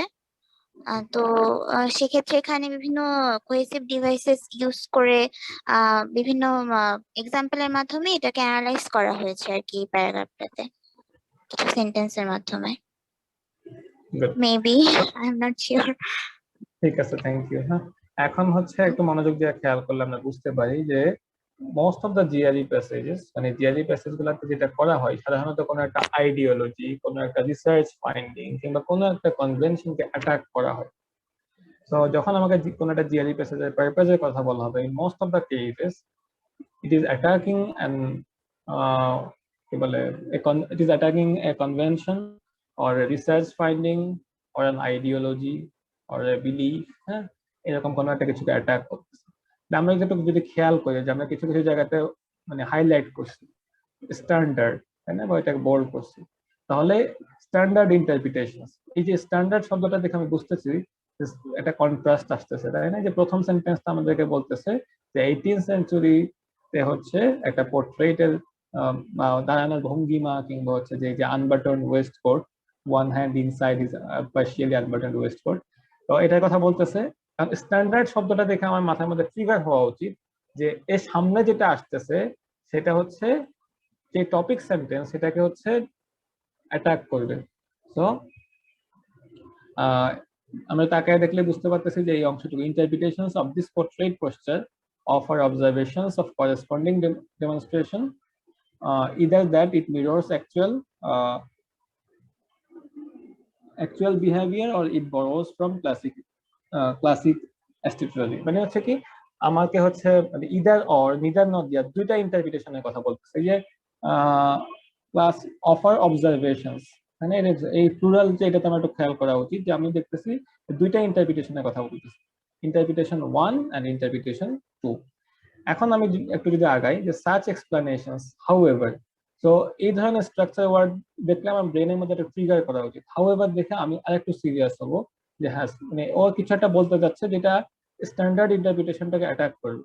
আচ্ছা, যে এখানে খুব সম্ভবত ইট শব্দটা বাদ দিছে, সম্রাট আমি লিখতে, আচ্ছা আমি নিজেই হচ্ছে এটা লিখি নাই, যে ইট ইলুমিনেট হচ্ছে neither the source of this curious convention nor the reason for its popularity। So আমরা একটু খেয়াল করলেই বুঝতে পারি ফার্স্ট অফ অল একটা টপিক সেন্টেন্স বলছে, এন্ড সেই টপিক সেন্টেন্সের মানে এক্সপ্লেনেশন দিছে স্ট্যান্ডার্ড ইন্টারপ্রিটেশনটা কি, দুইটা কারণ হতে পারে, ইদার অফ দিয়া দুইটা ইন্টারপ্রিটেশনের কথা বলছে। তারপর হাউএভার এর পরে আমি বুঝতে পারতেছি এই প্যারাগ্রাফের মেইন আইডিয়াটা আসতেছে, সেটা হচ্ছে আবার দুইটা ইন্টারপ্রিটেশন, মানে যেটা অ্যাকচুয়ালি দুইটা অ্যাটাক, যে দুইটা অ্যাটাক করছে, attack number 1 and attack number 2।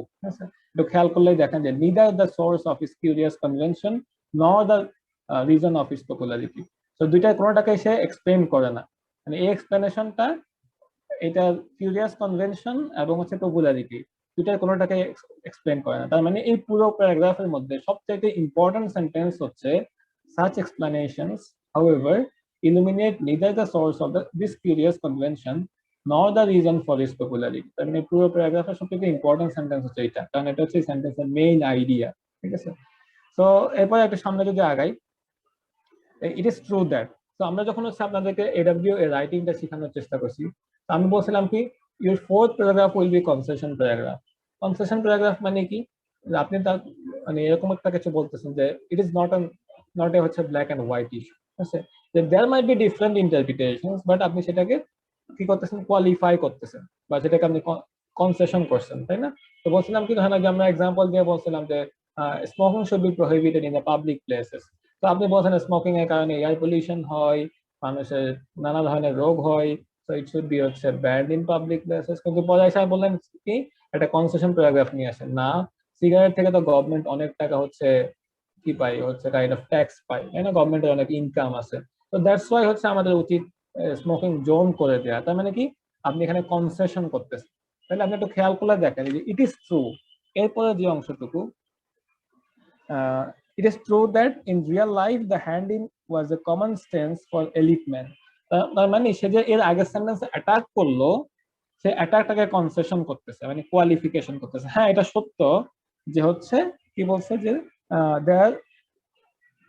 that in real life the hand-in was a common stance for the elite man। এরপর একটা সামনে আগান, আপনার এই তার কোয়ালিফিকেশনটাকে আবার সে হচ্ছে ডিসমিস করে দিচ্ছে, কিভাবে, still there were other ways of comporting the body that did not become winning portrait formula। এখন সে বলতেছে খালি এরকম আপনার কি বলে আনবাটন ওয়েস্ট কোটের মধ্যে হাত ঢুকে এরকম পোর্ট্রেট করা, এটা শুধুমাত্র হচ্ছে আমাদের কাইন্ড অফ মানে কম্পোর্টিং হচ্ছে body there were other ways of comporting the body মানে শুধুমাত্র আপনি কম্পোর্টিং বডি কম্পোর্টিং এর জন্য আপনি জাস্ট হচ্ছে আপনার কি বলে আনবাটন ওয়েস্ট কোটের মধ্যে হাত ঢুকিয়ে রাখবেন এটা মাত্র ছিল না আরো অন্য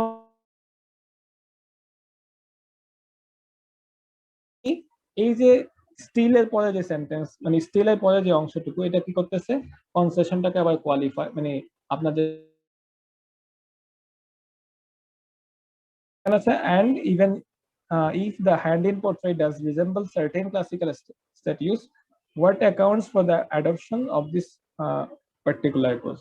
তাহলে এখন একটু মনোযোগ দিয়ে একটা চিন্তা ভাবনা করেন যে এই ছোট্ট প্যারাগ্রাফটা একটা পারপাস নিয়ে লেখা হয়েছে পারপাসটা কি যে আমাদের 18th সেঞ্চুরি পোর্ট্রেটের হচ্ছে একটা পোস্টার যেটা একটা পপুলারিটি হয়েছে সেটা একটা এক্সপ্লেনেশন বা একটা ইন্টারপ্রিটেশন আছে দুইটা ইন্টারপ্রিটেশন সে দুইটা ইন্টারপ্রিটেশন সে অ্যাটাক করছে ফার্স্ট অফ অল অ্যাটাক করার পর সে একটু কনসেশন আনছে বা কোয়ালিফাই করছে যে হ্যাঁ ঠিক আছে মানে হচ্ছে কাইন্ড অফ আমি মেনে নিলাম কিন্তু আবার সেই কনসেশনটাকেও সে আবার ডিসমিসাল করেছে দেখেন শুধু এটা মাত্র কম্পোর্টিং হচ্ছে মানে দাঁড়ানোর স্টাইল ছিল না কিংবা হচ্ছে বডি কম্পোর্টিং একটা মাত্র উপায় ছিল না আরো উপায় তো ছিল কিন্তু সেগুলো তো উইনিং হচ্ছে এরকম পোর্ট্রেট ফর্মুলা হয় নাই তাই না তাহলে এখন থেকে যখন আপনি একটা জিআরই প্যাসেজ পড়বেন বা অন্য যে কোনো আর্টিকেল পড়েন বা একটা রিসার্চ পেপার পড়তেছেন তখন একটু খেয়াল করলেই বুঝতে পারবেন প্রত্যেকটা প্যারাগ্রাফ একটা পারপাস সার্ভ করতেছে প্রত্যেকটা প্যারাগ্রাফ একটা পারপাস সার্ভ করতেছে এবং কিভাবে পারপাস সার্ভ করতেছে প্রত্যেকটা প্যারাগ্রাফ হচ্ছে এরকম একটা মাত্র আইডিয়া নিয়ে ডিসকাস করতেছে একটা প্যারাগ্রাফে কিন্তু একাধিক আইডিয়া নিয়ে ডিসকাস করছে না একটা মাত্র সিঙ্গেল আইডিয়া নিয়ে ডিসকাস করতেছে একটা প্যারাগ্রাফ এবং সেখানে হচ্ছে বিভিন্ন কোহেসিভ ডিভাইস ইউজ করে সেন্টেন্স গুলোকে কানেক্ট করে লাগানো মানে রাখা হয়েছে আর আমরা যখন লিখি আমাদের ক্ষেত্রে সমস্যাটা কি হয় এই যে এখানে যে শব্দগুলো ব্যবহার করছে standard either or however neither nor it is true still and আমরা এই শব্দগুলো ব্যবহার করতে পারি না আমাদের লেখায় এই কারণে দেখা যায় আমরা হয়তো চিন্তা করতেছি এরকম আমিও হয়তো চিন্তা করতেছি এরকম একটা উইনিং পোর্ট্রেট ফর্মুলা এটা একটা ইন্টারপ্রিটেশন দিছে but I want to attack ইট তাই না আমি এটা হচ্ছে মানি না সো আপনি যখন একটা রিসার্চ করতেছেন why you are doing this আপনি কোনো একটা কনভেনশনকে আপনি একটা কোয়েশ্চেনকে অ্যাড্রেস করতেছেন কোন একজন রিসার্চার বলছে যে হচ্ছে কাইন্ড অফ জিনিসটা এরকম যে আপনার কাইন্ড অফ হচ্ছে mass cannot be converted into energy কিন্তু এটাকে অ্যাটাক করতেছেন না যে mass can be converted into energy when you travel in the speed of light তো এখন হচ্ছে কনভেনশনটাকে যখন আপনি অ্যাটাক করতেছেন এটা আপনি হয়তো চিন্তা করতে পারতেছেন কিন্তু যখন লিখতে বলা হয় আপনাকে সেটা লিখতে পারেন না তখন আপনি ভালো লিখতে পারবেন যখন আপনি এরকম স্ট্রাকচারড ওয়ার্ড গুলার প্রপার ইউজ জানবেন স্ট্রাকচার ওয়ার্ড গুলা যদি প্রপার ইউজ জানেন তখন আপনি দেখবেন যে হচ্ছে আপনার রাইটিংটা হচ্ছে আস্তে আস্তে ভালো হচ্ছে ঠিক আছে আচ্ছা এই পর্যন্ত আমার কথাবার্তা বুঝেন নাই এমন কেউ আছেন হাত তুলেন বা কোনো প্রশ্ন থাকলে বলেন any question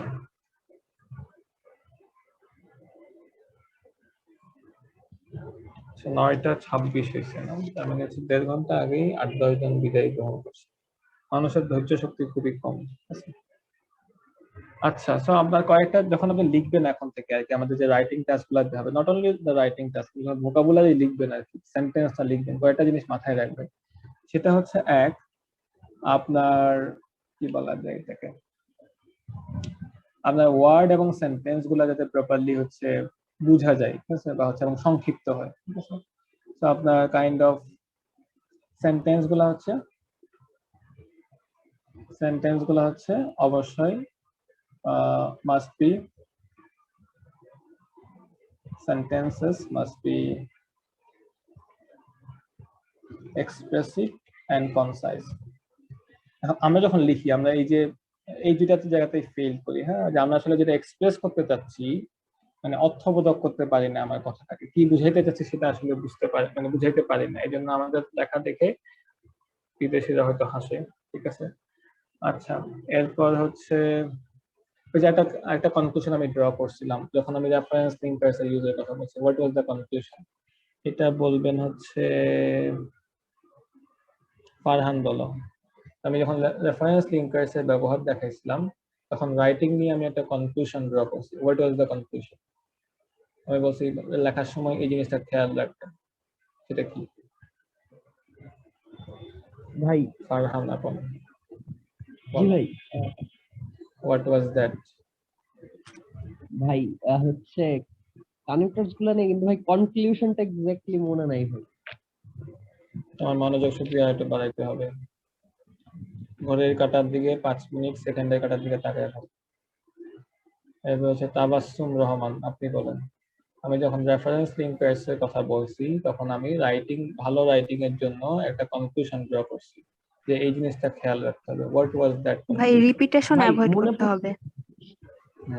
এই যে ফারহানের এখন মনে করতেছি, তোমার এই যে মনের মধ্যে অস্থিরতা আছে না, এটা দূর করতে হবে, বুঝছো? ইউটিউবে গিয়ে সার্চ করবা, ফোকাস নিয়ে ভিডিও দেখবা। ভাই আপনি বলার পর আমি হচ্ছে খুঁজতেছিলাম যে কি মিস করছি, তারপর মনে পড়ছে ভাই। ঠিক আছে, তাহলে হচ্ছে রিপিটেশন।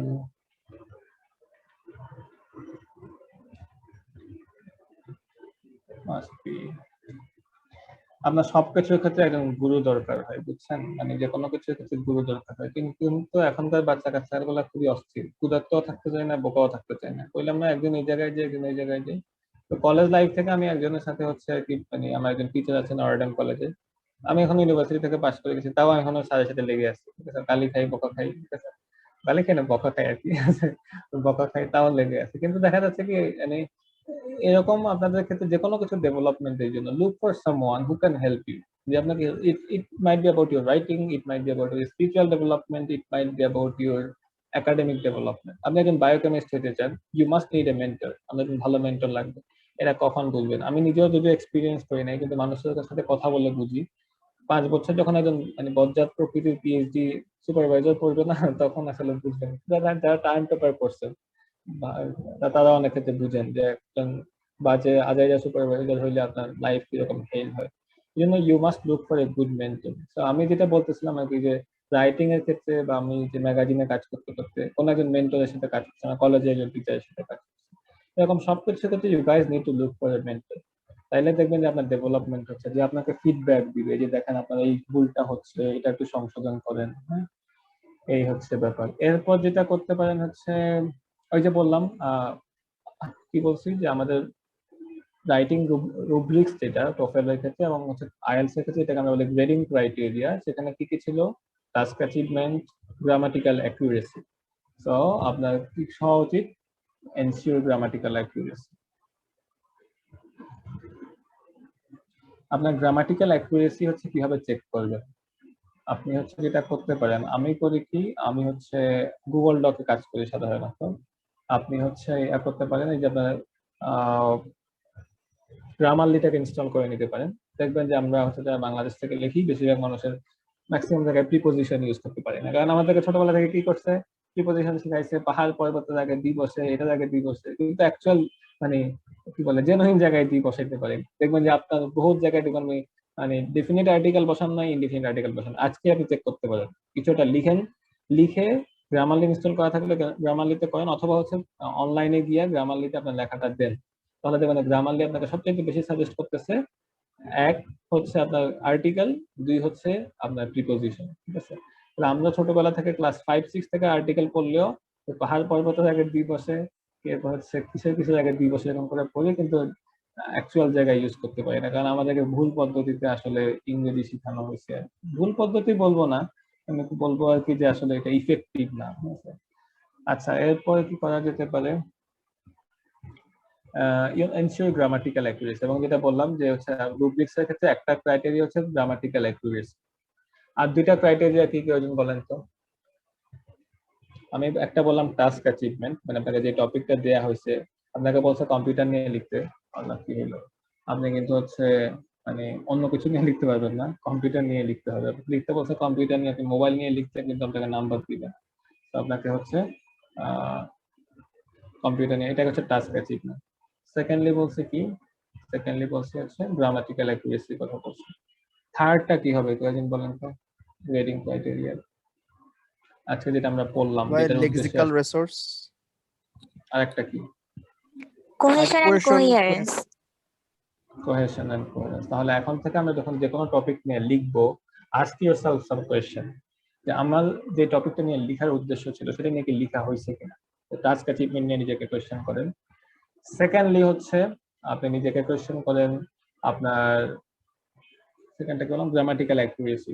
তো গ্রামাটিক্যাল অ্যাকুরেসি চেক করার জন্য কি করতে পারেন, অনলাইনে গ্রামার লিখে নিজের লেখাটা দেখতে পারেন, গ্রামার লিখে বলেন আমাকে গ্রেডিং করেন, ওরা দেখবেন একসাথে আপনাকে 65, 70, 75 এরকম নাম্বার দিবে। এরপর হচ্ছে দেখেন আসলে আপনি কোন জায়গায় বেশি ভুল করেন, প্রিপোজিশন, আর্টিকেলে মোস্ট অফ দা কেস মনে হয় বেশি ভুল করবেন। এরপর হচ্ছে কি বললাম, cohesion and coherence. Cohesion and coherence বুঝার জন্য কি করতে পারেন, কাউকে আপনার লেখাটা মানে পড়তে দেন, বলেন যে আমার লেখাটা কেমন শোনা যাচ্ছে, হ্যাঁ। আর হচ্ছে লেক্সিক্যাল রিসোর্স আপনি নিজেই চেক করতে পারবেন যে আপনি কি যখন আপনি লেক্সিক্যাল রিসোর্সটা ওয়ার্ড ভোকাবুলারি রেঞ্জটা যখন সমৃদ্ধ হবে তখন আপনি না রিপিটেশন হচ্ছে না, সেম ওয়ার্ড বারবার ইউজ করতেছেন না, চেঞ্জ করতেছেন, হ্যাঁ। আচ্ছা, এখন তো এটা মুছে গেছে, কয়জন বলেন তো প্রথমটা কি বলছি? ওই প্রথমটা ছিল হচ্ছে sentences must be expressive and concise. Rules for writing. আমি হচ্ছে আমার একজন স্যারের কাছে কৃতজ্ঞতা প্রকাশ করছি এটা লিখার আগে। আমি কলেজ লাইফে একজন স্যারের কাছে, বায়োলজি স্যারের কাছে করতাম। আচ্ছা, তো ওই যে এরপর হচ্ছে স্যারের সাথে আমি ম্যাগাজিনের কাজ করি আর কি, এডিটিং এর কাজ করি। যদিও তেমন কাজকর্ম করি না, ফাঁকিবাজি করি, কিন্তু শেখার চেষ্টা করি। এখান থেকে আমি একটা সামারি বা একটা আমার স্টোরি থেকে একটা আপনাদেরকে কনক্লুশন বলছি যে look for mentor. If you want to become an expert of a discipline, you have to look for a mentor. Expert means you have to make all possible mistakes in that small discipline. আপনি যদি বলেন যে আমি হচ্ছে writing expert, তো আপনাকে all possible mistake গুলো করতে হবে। হায়ার স্টাডি এক্সপার্ট, হায়ার স্টাডিতে যত ধরনের পসিবল মিস্টেক আছে সেগুলো আপনাকে করতে হবে, করে করে আপনি এক্সপার্ট বলতে পারেন। এখন আপনার ভুলগুলো ধরাই দেওয়ার জন্য একটা মানুষ দরকার যে আপনাকে মানে ধরাই দিবে। কারণ সমস্যাটা হয়ে গেছে কি, দুনিয়াটা তোষার মধ্যে হয়ে গেছে, সবাই খালি বাহাবা দেয়, বুঝছেন? ওই যে খালি কনগ্রেচুলেশনস, এটা পোস্ট করলে ওইটা পোস্ট করলে, কিন্তু মনের মধ্যে অনেক বিদ্বেষ রাখে, কনগ্রেচুলেশনস। কিন্তু জেনুইন মানুষ খুঁজে পাওয়া খুব মুশকিল যারা আপনাকে এরকম ফিডব্যাক দিবে, এটা কি লিখছে, এটা গার্বেজ জিনিস লিখছে, তাই না? কারণ আমার একটা আর একটু মানে কনক্লুশন ড্র করি, কারণ এই পড়ালেখার চাইতে আপনাদের মধ্যে স্পিরিট এগুলা বেশি ইম্পর্টেন্ট। কারণ হচ্ছে কি, আমি তো আপনাকে সব খাওয়াই দিতে পারবো না, তাই না? আপনার মধ্যে একটা মানে ইগনাইটটা যদি হয়, আপনারা কাইন্ড অফ প্রত্যেকটা মানুষের একটা আগ্নেয়গিরির মতো, ভলকানোর মতো, তাই না? এখন এটা ইরাপশন কেন হয় না? ইরাপশনটা এই কারণে হয় না, আপনাদের মানে কোনো ক্যাটালিস্ট থাকে না, কিংবা যে মানে ভূস্তরের বিভিন্ন স্তরের মধ্যে ধাক্কাটা দিবে, ধাক্কা দেওয়ার কেউ নাই, সবাই খালি তোষামত করাতে ব্যস্ত। আমার একটা স্যার, আমার একটা পেপার, আমি যখন আমার পেপার সাফায়াত এখানে আছে, সাফায়াতি মোস্টলি লিখছে, কিন্তু কাইন্ড অফ আমাদের আইডিয়া জেনারেশন বা একসাথে কাজ করা ছিল, আমাদের একটা পেপারকে স্যার বলতেছে ঠিক আছে। কিন্তু এখন দেখেন, আপনি হয়তো মনে করবেন আল্লাহ স্যার যদি আমাকে খুব তোষামত করতো, আমার তো খুব ভালো লাগতো, কিন্তু থিংস আর অ্যাকচুয়ালি সে আমার ডেভেলপমেন্ট চাই, যেটা আমি আরো ভালো করার চেষ্টা করি। কিন্তু আপনি যেটা খুশি হই যে আমার খুব বাহাবা দিলে, ও তো খুব নাইস জোস লিখছে, যখন আপনি অতি আত্মতুষ্টিতে ভুগবেন, আপনার ডেভেলপমেন্টের স্কোপটা কিন্তু সেখানেই বন্ধ হয়ে যাবে। তো এই ধরনের মেন্টর খুঁজেন যে আপনাকে ফিডব্যাক দিবে যে এটা কি গার্বেজ জিনিস লিখছে। কারণ যেটা বলতেছিলাম, কিন্তু যখন আমি স্যারকে আমি রিকমেন্ডেশন লিখতে বলছি, দেখলাম যে স্যার খুবই নাইস করে আমাকে হচ্ছে রিকমেন্ডেশন লিখে দিচ্ছে। তো থিংস আর লাইক হচ্ছে মানে এরকম, যারা জেনুইনলি আপনার ডেভেলপমেন্ট চায় তারা আপনাকে খুব ক্রিটিক্যাল হচ্ছে এরকম ফিডব্যাক দিবে। আচ্ছা, প্রথমটা বলছো ফারহান কি? না, হ্যাঁ সম্রাট, তুমি মিউট করো, ফারহান বলো।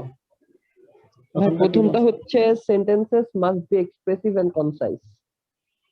Sentences must be, sorry about my bad handwriting, expressive and concise. তারপর পরেরটা ভাই ছিল repetition must be avoided.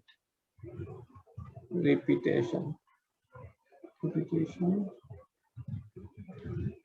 must be, তারপর আর ভাই থার্ড ছিল হচ্ছে এনশিওর গ্রামাটিক্যাল অ্যাকুরেসি।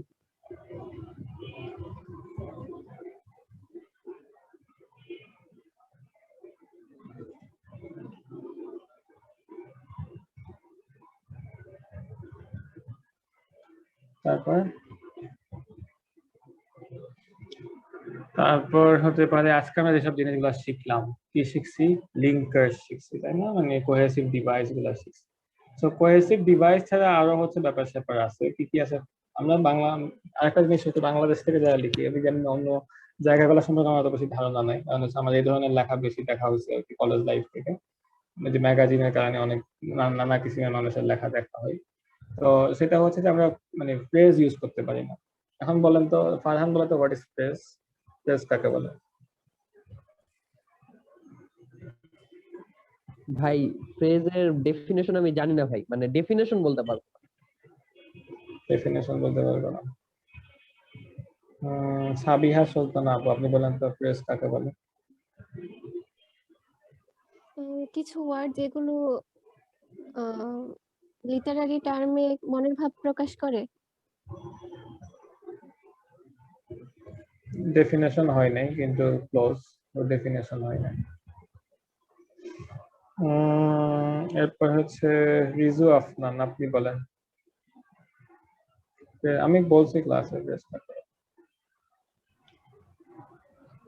কিছু ওয়ার্ড, যে ওয়ার্ডগুলোতে হচ্ছে কোনো প্রিন্সিপাল ভার্ব থাকবে না, তবে একটা পার্টিকুলার জিনিস এক্সপ্রেস করবে।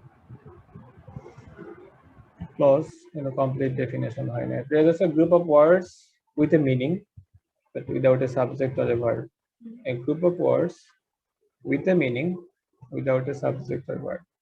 তাহলে হচ্ছে আমরা একটা জিনিস খেয়াল রাখবো যে আমরা কি বলে প্রপার ইউজ বলতে পারি। প্রপার ইউজ অফ লিঙ্কার্স আর কি adverbs, adjectives এগুলো ইউজ করতে পারেন। adverbs, adjectives,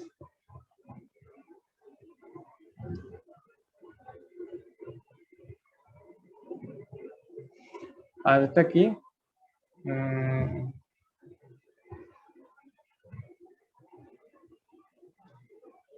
focus about cohesion and coherence. Focus about and focus on.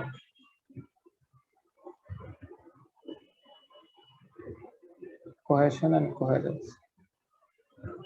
আচ্ছা, আমি এখানে একটু লিখতে সমস্যা হচ্ছে। আচ্ছা, এটা হচ্ছে কি ছিল লাস্টটা, হচ্ছে মানে প্রপার ইউজ অফ হচ্ছে প্রপার ইউজ অফ আর হচ্ছে ফোকাস অন হচ্ছে cohesion and coherence. Focus on cohesion and coherence.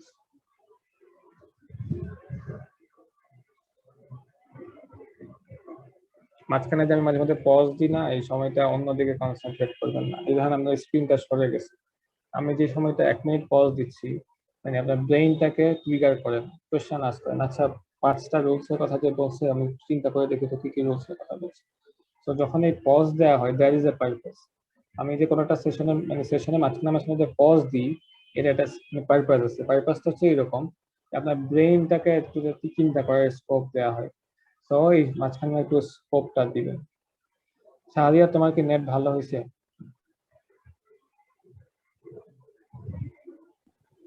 Mobile data দিয়ে কানেক্ট আছি ভাই, বলেন। আচ্ছা, এখন তুমি বলো যে আমি হচ্ছে 5টা রুলস কি কি বলছি। ভাই আপনি যে পেজটা যখন ডিসপ্লে করলেন 4 নাম্বারটা মিস করছি আমি। 1 2 3 আর 4 আমার মনে আছে ভাই, 4টা বলি তাহলে। তোমার আরো স্থির হইতে হবে। ভাদন গোস্বামী, আপনি বলেন। ভাই 5টা sentence must be expressive and concise. 2, repetition must be avoided. 3, ensure grammatical accuracy. 4, proper use of linkers, phrase, adverbs. And 5, focus on cohesion and coherence. Great, nice. So খালি এটা খাতায় লেখা থাকলে হবে না। এখন থেকে যে কোনো কিছু যখন লিখবেন, একটা প্যারাগ্রাফ লিখতেছেন, একটা এসে লিখতেছেন, বা আমাদের AWA লিখতেছেন, তখন হচ্ছে কি করবেন, তখন খেয়াল করবেন যে এই ক্রাইটেরিয়া গুলা ফুলফিল করছে কিনা। তখন দেখবেন যে আসলে রাইটিং ডেভেলপমেন্ট আসলে একদিনে হয় না। আপনি টফেল দেন, আইএলটিএস দেন, জিআরই রাইটিং সেকশনের পরীক্ষা দিতে যান, আপনি 1 মাস পরে আপনার রাইটিং ডেভেলপমেন্ট হয়ে যাবে, এটা কিন্তু আসলে মানে বোকামি চিন্তা করা না। রাইটিং ডেভেলপমেন্ট এটা কন্টিনিউয়াস প্রসেস এবং একটা লম্বা সময়ের ব্যাপার। তো এই জন্য যখন সেন্টেন্স গুলা লিখবেন, তখন একটু খেয়াল রাখবেন এই যে ভোকাবুলারি যে সেন্টেন্স লিখতেছেন, কিভাবে ম্যাক্সিমাম ভেরিয়েশন এনশিওর করা যায়।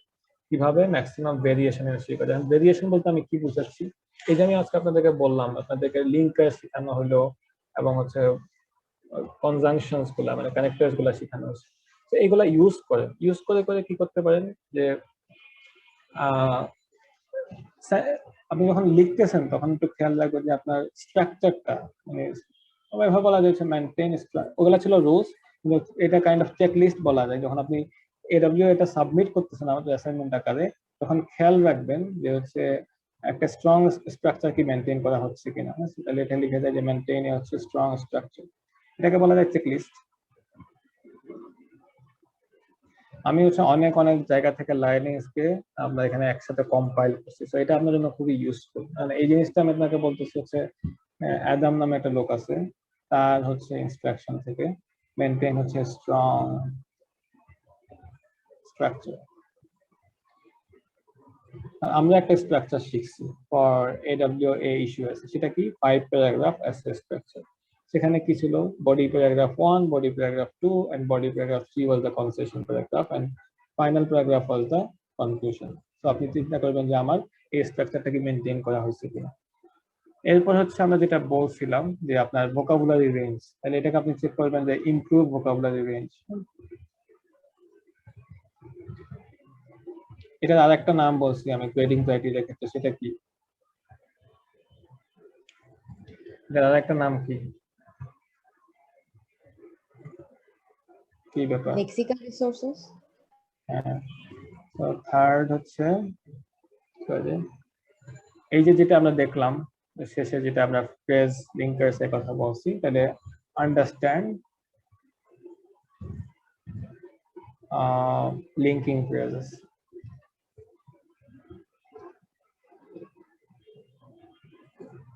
আর কি করতে পারেন, আরেকটা জিনিস করতে পারেন হচ্ছে মানে আপনার গ্রামার ডিফিকাল্টিস নিয়ে একটা ট্র্যাক রাখেন, আপনি কোথায় ভুল করছেন। আমি ঠিক আমি আপনার জন্য মেন্টর বলছি হচ্ছে গ্রামারলি, ওর কাছ থেকে দেখেন যে আপনি কোথায় আসলে বেশি ভুল করেন। কিপ ট্র্যাক অফ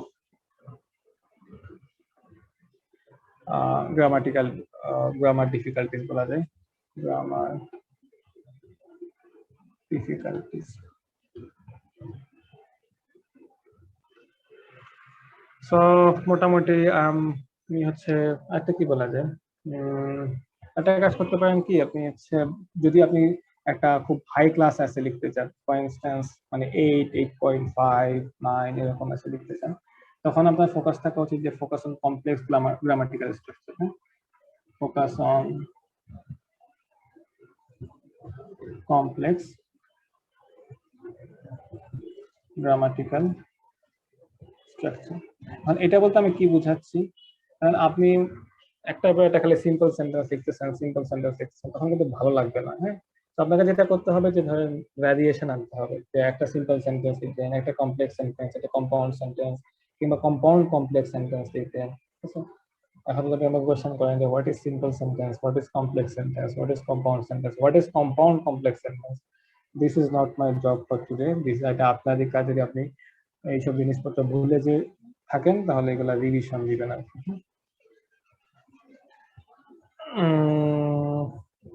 সেকশন জানার আপনি বলো চেকলিস্ট গুলা কি কি চেক করতে পারছি ফর ভালো স্কোরের জন্য বা ভালো রাইটিং এর জন্য, চেকলিস্ট গুলা কি? আচ্ছা, চেকলিস্ট গুলো হলো firstly maintain a strong structure, second improve vocabulary range which is called lexical resources, understand linking phrases, 3 number। 4 নাম্বারটা হলো যে keep track of grammar difficulties, আর লাস্টে যেটা বলেছেন focus on complex grammatical structure।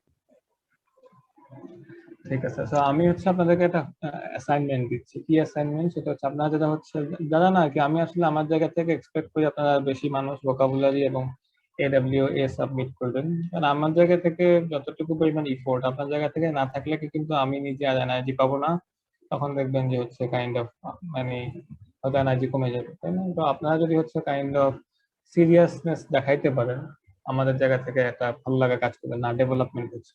আজকে আপনি যে সেন্টেন্স লিখতেছেন, যদি আমরা 5 উইক পরে দেখতে পারি যে আপনি খুব হাই ক্লাস একটা সেন্টেন্স লিখতেছেন, তখন আমাদের একটা ভালো লাগা কাজ করবে, না অ্যাকচুয়ালি উই ডিড সামথিং। আচ্ছা, সো আমি একটু মনে করি সিম্পল সেন্টেন্স কি করে, একটা ওয়ান ইন্ডিপেন্ডেন্ট ক্লজ থাকে। এরপর কমপ্লেক্স সেন্টেন্স কি করে, একটা মানে একটা ইন্ডিপেন্ডেন্ট ক্লজ থাকে আর একটা হচ্ছে অ্যাটলিস্ট একটা ডিপেন্ডেন্ট ক্লজ থাকে।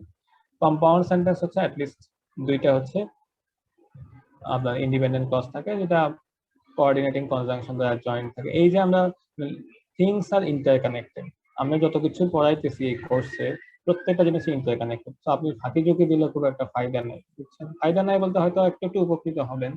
তো আমাদের জায়গা থেকে এক্সপেকটেশন হচ্ছে you guys should be smart enough, মানে অন্যদের চাইতে আপনার writing capacity, thinking capacity should be higher. এখন এটা করতে হলে যেটা করতে হবে, প্রত্যেকটা সেশন মনোযোগ দিয়ে শুনতে হবে। এই যে আমি আপনাকে বলছি কোঅর্ডিনেটিং কনজাংশন, কিছুক্ষণ আগেই বলছি, আমি যদি আপনাকে জিজ্ঞেস করি হোয়াট ইজ কোঅর্ডিনেটিং কনজাংশন, যদি না কইতে পারেন এটা কিন্তু মানে ফ্রাস্ট্রেটিং। আমি যখন কম্পাউন্ড সেন্টেন্সে ডিফাইন করতেছি, আমি বলতেছি যে contains at least two independent clauses joined by coordinating conjunction. এখন তানজি ফেরদৌস 372, আপনি বলেন কোঅর্ডিনেটিং কনজাংশন গুলো কি?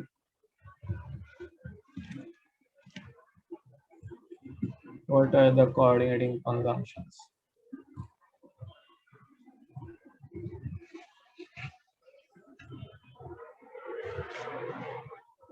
কিছু কিছু মানুষ আছে সুবিধা পাবে, মানে মনে করতে পারে না, ভূত সাজার চেষ্টা করে যে আমার তো হচ্ছে শুনতেছি না।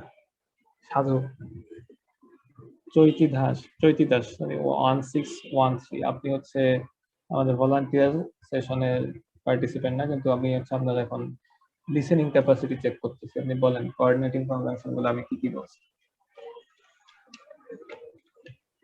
ভাই আমরা ফ্যান বয় ওটাতে মনে রাখছিলাম।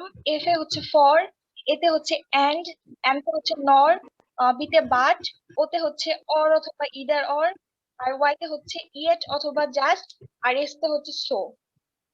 Great, good. আপনাকে হচ্ছে লিসেনিং কম্প্রিহেন্ড এমপ্যাথেটিক লিসেনিং আমি হচ্ছে আউট অফ 180 দিস, বুঝছেন? তো you should be proud of your listening capacity. আচ্ছা, এরপর হচ্ছে আফসানা আফসানা 2080, আর আপনি বলেন তো আমি কি বলছি, what is the definition of compound sentence?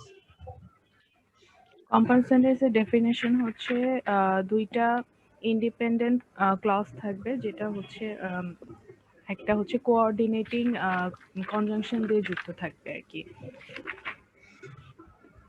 আচ্ছা, তো এখন একটা নতুন জিনিস আমরা জানি, সেটা হচ্ছে কম্পাউন্ড কমপ্লেক্স সেন্টেন্স। তাহলে কম্পাউন্ড কমপ্লেক্স সেন্টেন্স হচ্ছে আপনি যখন আরো একটু হাই স্ট্যান্ডার্ড লেখা লিখতে যাবেন, আমরা new York Times, new yorker পত্রিকা দেখবেন যে ওরা এই ধরনের সেন্টেন্স ইউজ করে। contains at least two independent clauses joined by coordinating conjunction and at least one independent clause. কি বলছি? contains at least two independent clauses, দুইটা ইন্ডিপেন্ডেন্ট ক্লজ থাকবে joined by coordinating conjunction, এটা সাথে আরেকটা ক্রাইটেরিয়া অ্যাড করছি, and at least one independent clause.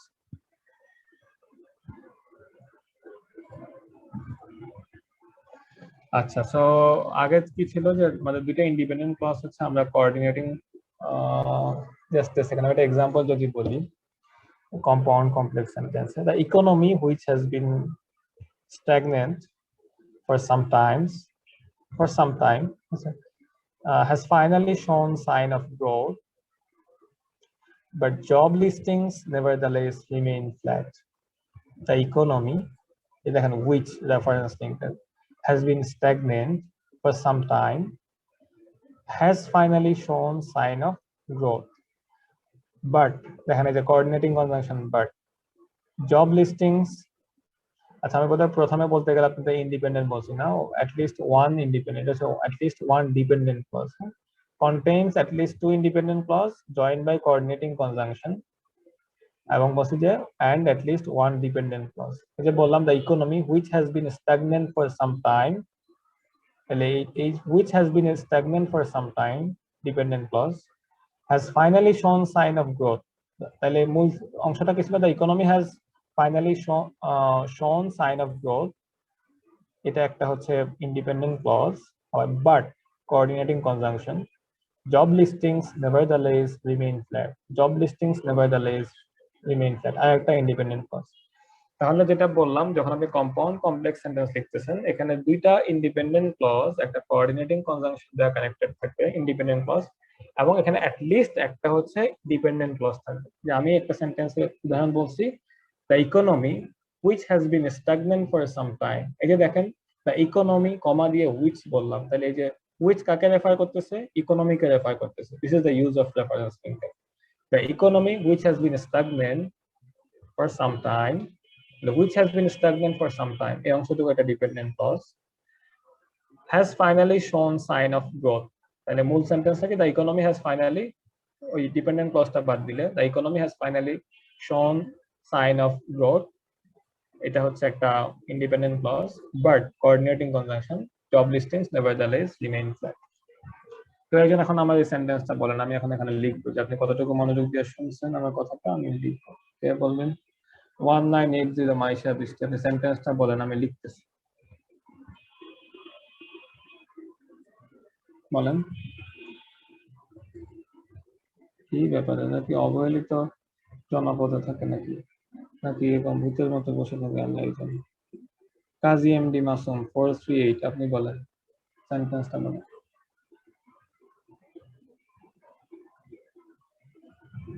Kazi MD Masum.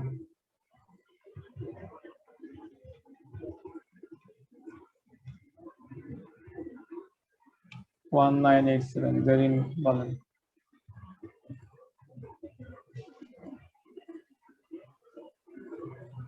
সেন্টেন্সটা বলেন, এই যে কমপ্লেক্স কম্পাউন্ড সেন্টেন্স। মনে নাই ঠিক মতো। দা ইকোনমি এখানে একটা জিনিস আপনি 4 বার শুনে মনে রাখতে পারতেছেন না, that means you should work on your listening capacity. বলতে চাচ্ছি না, তোমাকে বলার সুযোগ দেওয়া হবে না। তুমি আরো কয়েকদিন ঘড়ির কাঁটার দিকে তাকায় থাকবে, তারপর তোমাকে সুযোগ দেওয়া হবে। সাবিহা সুলতানা, আপনি বলেন। ভাইয়া ভুলে গেছি। যে আমি এত কষ্ট করে এই যে টানা 2 ঘন্টা ধরে বক বক করতেছি, পানি না খেয়ে আপনাকে 3 বার বলতেছি, তো আপনি অ্যাটলিস্ট এটা নোট করার চেষ্টা করা উচিত, যে যেটা বলতেছে ওটা একটু শুনে খাতায় লেখার চেষ্টা করি সেন্টেন্সটা কি বলছে। আসলে the economy which has been stagnant for some time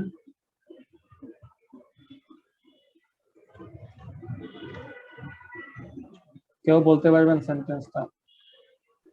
হ্যাঁ পারবো। ভাই আমি বলতে পারবো। তোমার বলা সুযোগ হবে না, তুমি আরো কয়েকদিন তোমাকে ঘড়ির কাঁটার দিকে তাকায় থাকতে হবে, তারপর তোমাকে সুযোগ দেওয়া হবে। হ্যাঁ নিতুল বলো।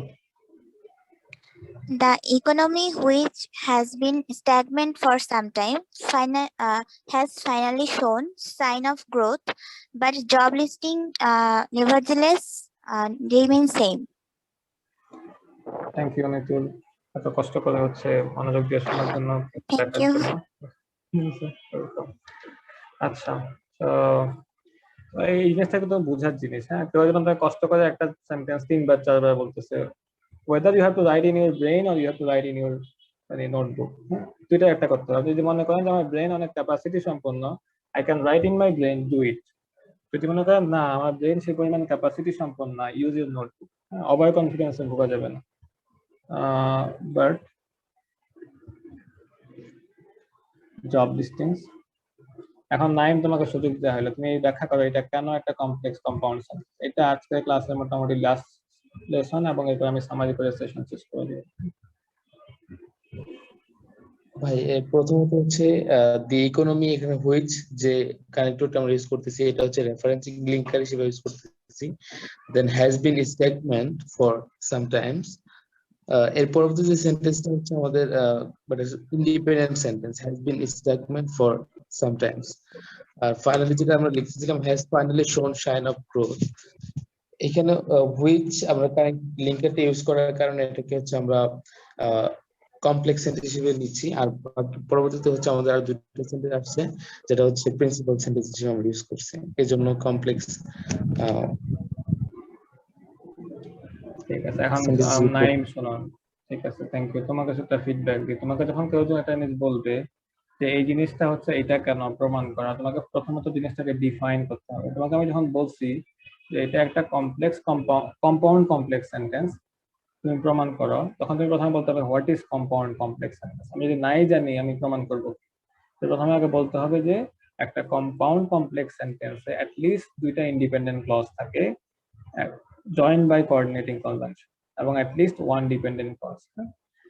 এই যে তাকায় দেখলে বুঝতেছি যে হুইচ হ্যাজ বিন স্টাগনেন্ট, এটা ডিপেন্ডেন্ট ক্লজ। এরপর হচ্ছে এই যে এটাকে আমি এইভাবে মার্ক করি,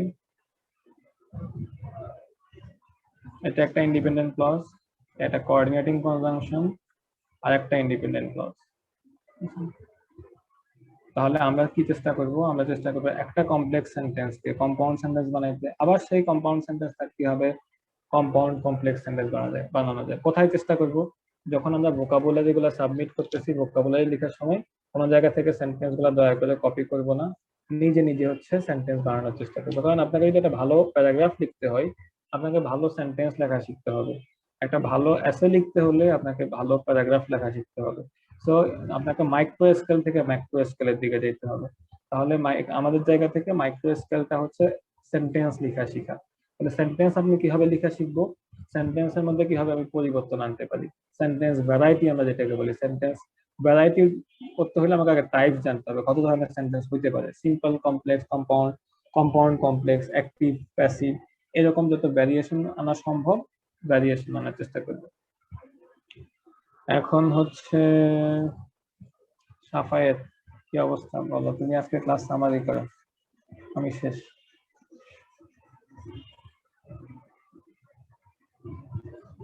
সাফায়েত শোনা যাচ্ছে? হ্যাঁ হ্যাঁ হ্ঁ শুনতেছি। আচ্ছা একটা মিনিট। আমার ফ্রেন্ডরা বিপদে থাকে। ঠিক আছে, সামারি করে আজকে ক্লাস। সাফায়েত আমাকে স্বেচ্ছায় বলছে আমাকে ধরবা বেশি বেশি, ঠিক আছে? কারণ হচ্ছে নাইলে আমিও, শয়তান হচ্ছে সবসময় আপনাকে প্ররোচনা দিবে, বুঝছেন? শয়তান প্ররোচনা কিভাবে দিবে, এই যে একটু পড়তেছেন মন একবার ওইদিকে নিয়ে যাবে সেইদিকে নিয়ে যাবে, এই জন্য তারা কোয়েশ্চেন করে বিপদে থাকেন, কোন সময় ধরে বসে। যারা ভন্ডামি করেন, কোয়েশ্চেন করলে চুপ থাকেন, মনে বোঝানোর চেষ্টা করেন আমার টেকনিক্যাল সমস্যা, তারা কিন্তু সাবধান হয়ে যান, বুঝছেন? ভন্ডামি করা যাবে না। হ্যাঁ জিলানি শুনতেছো? আমি শুনলে লাভ নাই, সবাইকে শোনাও, সবাইকে সামারি করো, সবার উদ্দেশ্যে আর কি, মানে সবাইকে তুমি একটা রিক্যাপিটুলেশন করতেছো what we have learn today. আচ্ছা হ্যাঁ, আজকে আমরা আসলে শিখছি analytical writing ability and academic writing. তো এটার হচ্ছে আমরা আগের ক্লাসগুলোতে হচ্ছে মানে একটা 5 প্যারাগ্রাফ এসে স্ট্রাকচার কিভাবে লিখতে হয় সেটা দেখছিলাম, বাট আজকে আমরা হচ্ছে ভেতরে মানে আরেকটু ডিপে গিয়ে কিভাবে প্রত্যেকটা প্যারাগ্রাফ আমরা লিখতে পারি সেটা আমরা দেখছি আর কি। যেমন প্রথমত হচ্ছে how we will develop a paragraph, এর মধ্যে হচ্ছে কোহেশন এবং কোহেরেন্স কি সেটা সম্পর্কে আমরা জানছি। কোহেশন হচ্ছে refers to cohesive devices which are actually linkers and connectors. তো লিঙ্কার্স এবং কানেক্টরস কি কি সেগুলো আমরা শিখছি। তারপর হচ্ছে এগুলো কি ডিটেইলস বলবো জিলানি, লিঙ্কার্স এন্ড কানেক্টরস? না সামারি করো তাইলে হবে, ডিটেইলস বলবে না। আচ্ছা ঠিক আছে। তো তারপর হচ্ছে আমরা একটা এক্সাম্পল দেখছি, একটা প্যারাগ্রাফ, যে জিআরই তে যে রাইটিংস গুলো আছে প্যারাগ্রাফের স্ট্রাকচারে আমরা বিভিন্ন ধরনের লিঙ্কার্স এবং কানেক্টরস কিভাবে ইউজ করি সেটা আমরা দেখছি। তারপর হচ্ছে আমরা হচ্ছে রুলস ফর রাইটিং, কি কি রাইটিং এর জন্য কি কি রুল ফলো করতে হয়, যেমন হচ্ছে sentences must be expressive and concise, repetition must be avoided, ensure grammatical accuracy, proper use of linkers, and focus on cohesion and coherence. Then হচ্ছে একটা চেকলিস্ট আছে, যে চেকলিস্টটা আমরা ফলো করব আমরা ভালো রাইটিং এর ক্ষেত্রে। দেন হচ্ছে আমরা হচ্ছে simple, complex, compound and compound complex sentence কিভাবে আমরা লিখতে পারি সেটা একটা ধারণা আমরা পাইছি। এন্ড সবশেষে হচ্ছে আমরা মানে যখন ভোকাবুলারি দিয়ে সেন্টেন্স মেক করব তখন আমরা চেষ্টা করব যে এভাবে বিভিন্ন ধরনের ভ্যারিয়েশন ইউজ করার জন্য, যাতে করে আমরা মানে এসে যখন লিখবো তখন যেন আমাদের এসেটা ভালো হয়। Thank you Safayet. এই যে দেখেন আপনারা একটা নমুনা দেখেন 2 ঘন্টা মানুষজন মনোযোগ ধরে রাখতে পারে, আমাদের প্রায় 60 জন ছিল, এখন আছে 33 জন। তো এটা হচ্ছে একটা দৃষ্টান্ত যে আমরা যারা এখনকার সময়ে বড় হচ্ছি আমরা খুবই অস্থির প্রকৃতি, মানে মনোযোগ ধরে রাখতে পারি না, কাহিল হয়ে যায়। কিন্তু এটা আপনাকে প্র্যাকটিস করতে হবে। If you want to achieve something bigger you have to learn how to focus. একটা লম্বা সময় কিভাবে একটা জিনিসে কনসেন্ট্রেট করে থাকতে হয়, তো এটা সবার জন্য আস্তে আস্তে প্র্যাকটিস করা উচিত। এই জন্য আমি 9তে পরামর্শ দিচ্ছি ঘড়ির কাঁটা সেকেন্ডের কাঁটার দিকে লম্বা সময় তাকায়। ঠিক আছে, আশা করি হচ্ছে আপনারা কি মানে কিছু শিখতে পারছেন বা আমি আমার জায়গা থেকে আপনাদের কিছু শিখাতে পারছি। কিন্তু আমার জায়গা থেকে একটা এক্সপেকটেশন হচ্ছে আপনারা অ্যানালিটিক্যাল রাইটিং অ্যাবিলিটি এবং ভোকাবুলারি সাবমিটের ব্যাপারে আরো বেশি উদ্যোগী হবেন। আপনাদের সাবমিশন দেখলে আমাদের ভালো লাগবে, এবং না লিখলে কিন্তু আমরা আসলে বুঝতেছি না আপনার ডেভেলপমেন্ট হচ্ছে কিনা। লিখলে পরে বোঝা সম্ভব যে না আপনার এই প্রবলেম আছে, এই জায়গায় ডেভেলপমেন্ট হতে পারে। So that's all for today from my side. Thank you. If you guys have any question, আপনারা হচ্ছে মেসেঞ্জার গ্রুপে হচ্ছে কোশ্চেন করতে পারেন বা ফেসবুক গ্রুপে কোশ্চেন করতে পারেন। আরেকটা ব্যাপার হচ্ছে স্মল গ্রুপ গুলাতে যে কোনো একজন করে দায়িত্ব নেন যে আমি গ্রুপ লিডার হব, সিদ্দিককে একটু রিপোর্ট করবেন যে আমি হচ্ছে গ্রুপ লিডার হতে চাই, বায়োলজিক্যাল সায়েন্স বলে একটা গ্রুপ করে দেওয়া হয়েছে। আর একটা জিনিস রিপোর্ট করেন যে আমরা এই দিন হচ্ছে ওয়ার্ডস এর লিমিটেশন আছে কিনা। ওয়ার্ডস এর লিমিটেশন হচ্ছে কত ওয়ার্ডস লিখতে পারি, রাইটিং কত। আচ্ছা, এডব্লিউ এর 400 450 ওয়ার্ডের মধ্যে সীমাবদ্ধ রাখার চেষ্টা করবেন। আচ্ছা, আপনারা হচ্ছে নিজেদের মধ্যে ডিসকাস করে একটা ডেট ফিক্স করেন যে আমরা এই ডেটে গ্রুপ স্টাডি করবো, একেবারে স্মল গ্রুপের মধ্যে। বেশি মানুষজন না থাকলে অল্প যে কয়জন আছে তারা মিলেই আমাদের জুম আইডিটা ইউজ করে যিনি টিম লিডার হবেন তাকে হচ্ছে সিদ্দিক গাইড করবে আর কি, যে কিভাবে নিজেকে হোস্ট ক্লেম করতে হবে বা হোস্ট হবে। আপনারা নিজেদের মধ্যে ডিসকাস করে একটা ডেট ফিক্সড করেন মেসেঞ্জার গ্রুপে যে আমরা গ্রুপ থেকে এই দিন আমাদের গ্রুপ স্টাডি ডে।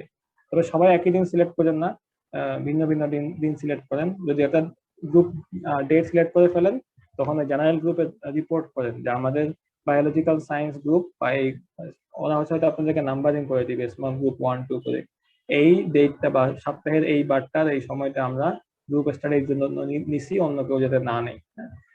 তো যেটা কাজ বলছে সেটা হচ্ছে নিজেদের মধ্যে ডিসকাস করে একটা group study day, weekly day select করেন এবং টাইম সিলেক্ট করেন। ওই সময় নিজেরা জুমে এসে সাপ্তাহিক সমস্যাগুলো নিয়ে ডিসকাস করেন, রাইটিং নিয়ে প্রবলেম গুলো নিয়ে ডিসকাস করেন। ঠিক আছে, তাইলে ধন্যবাদ আমার সবাইকে। একটা কোশ্চেন আছে।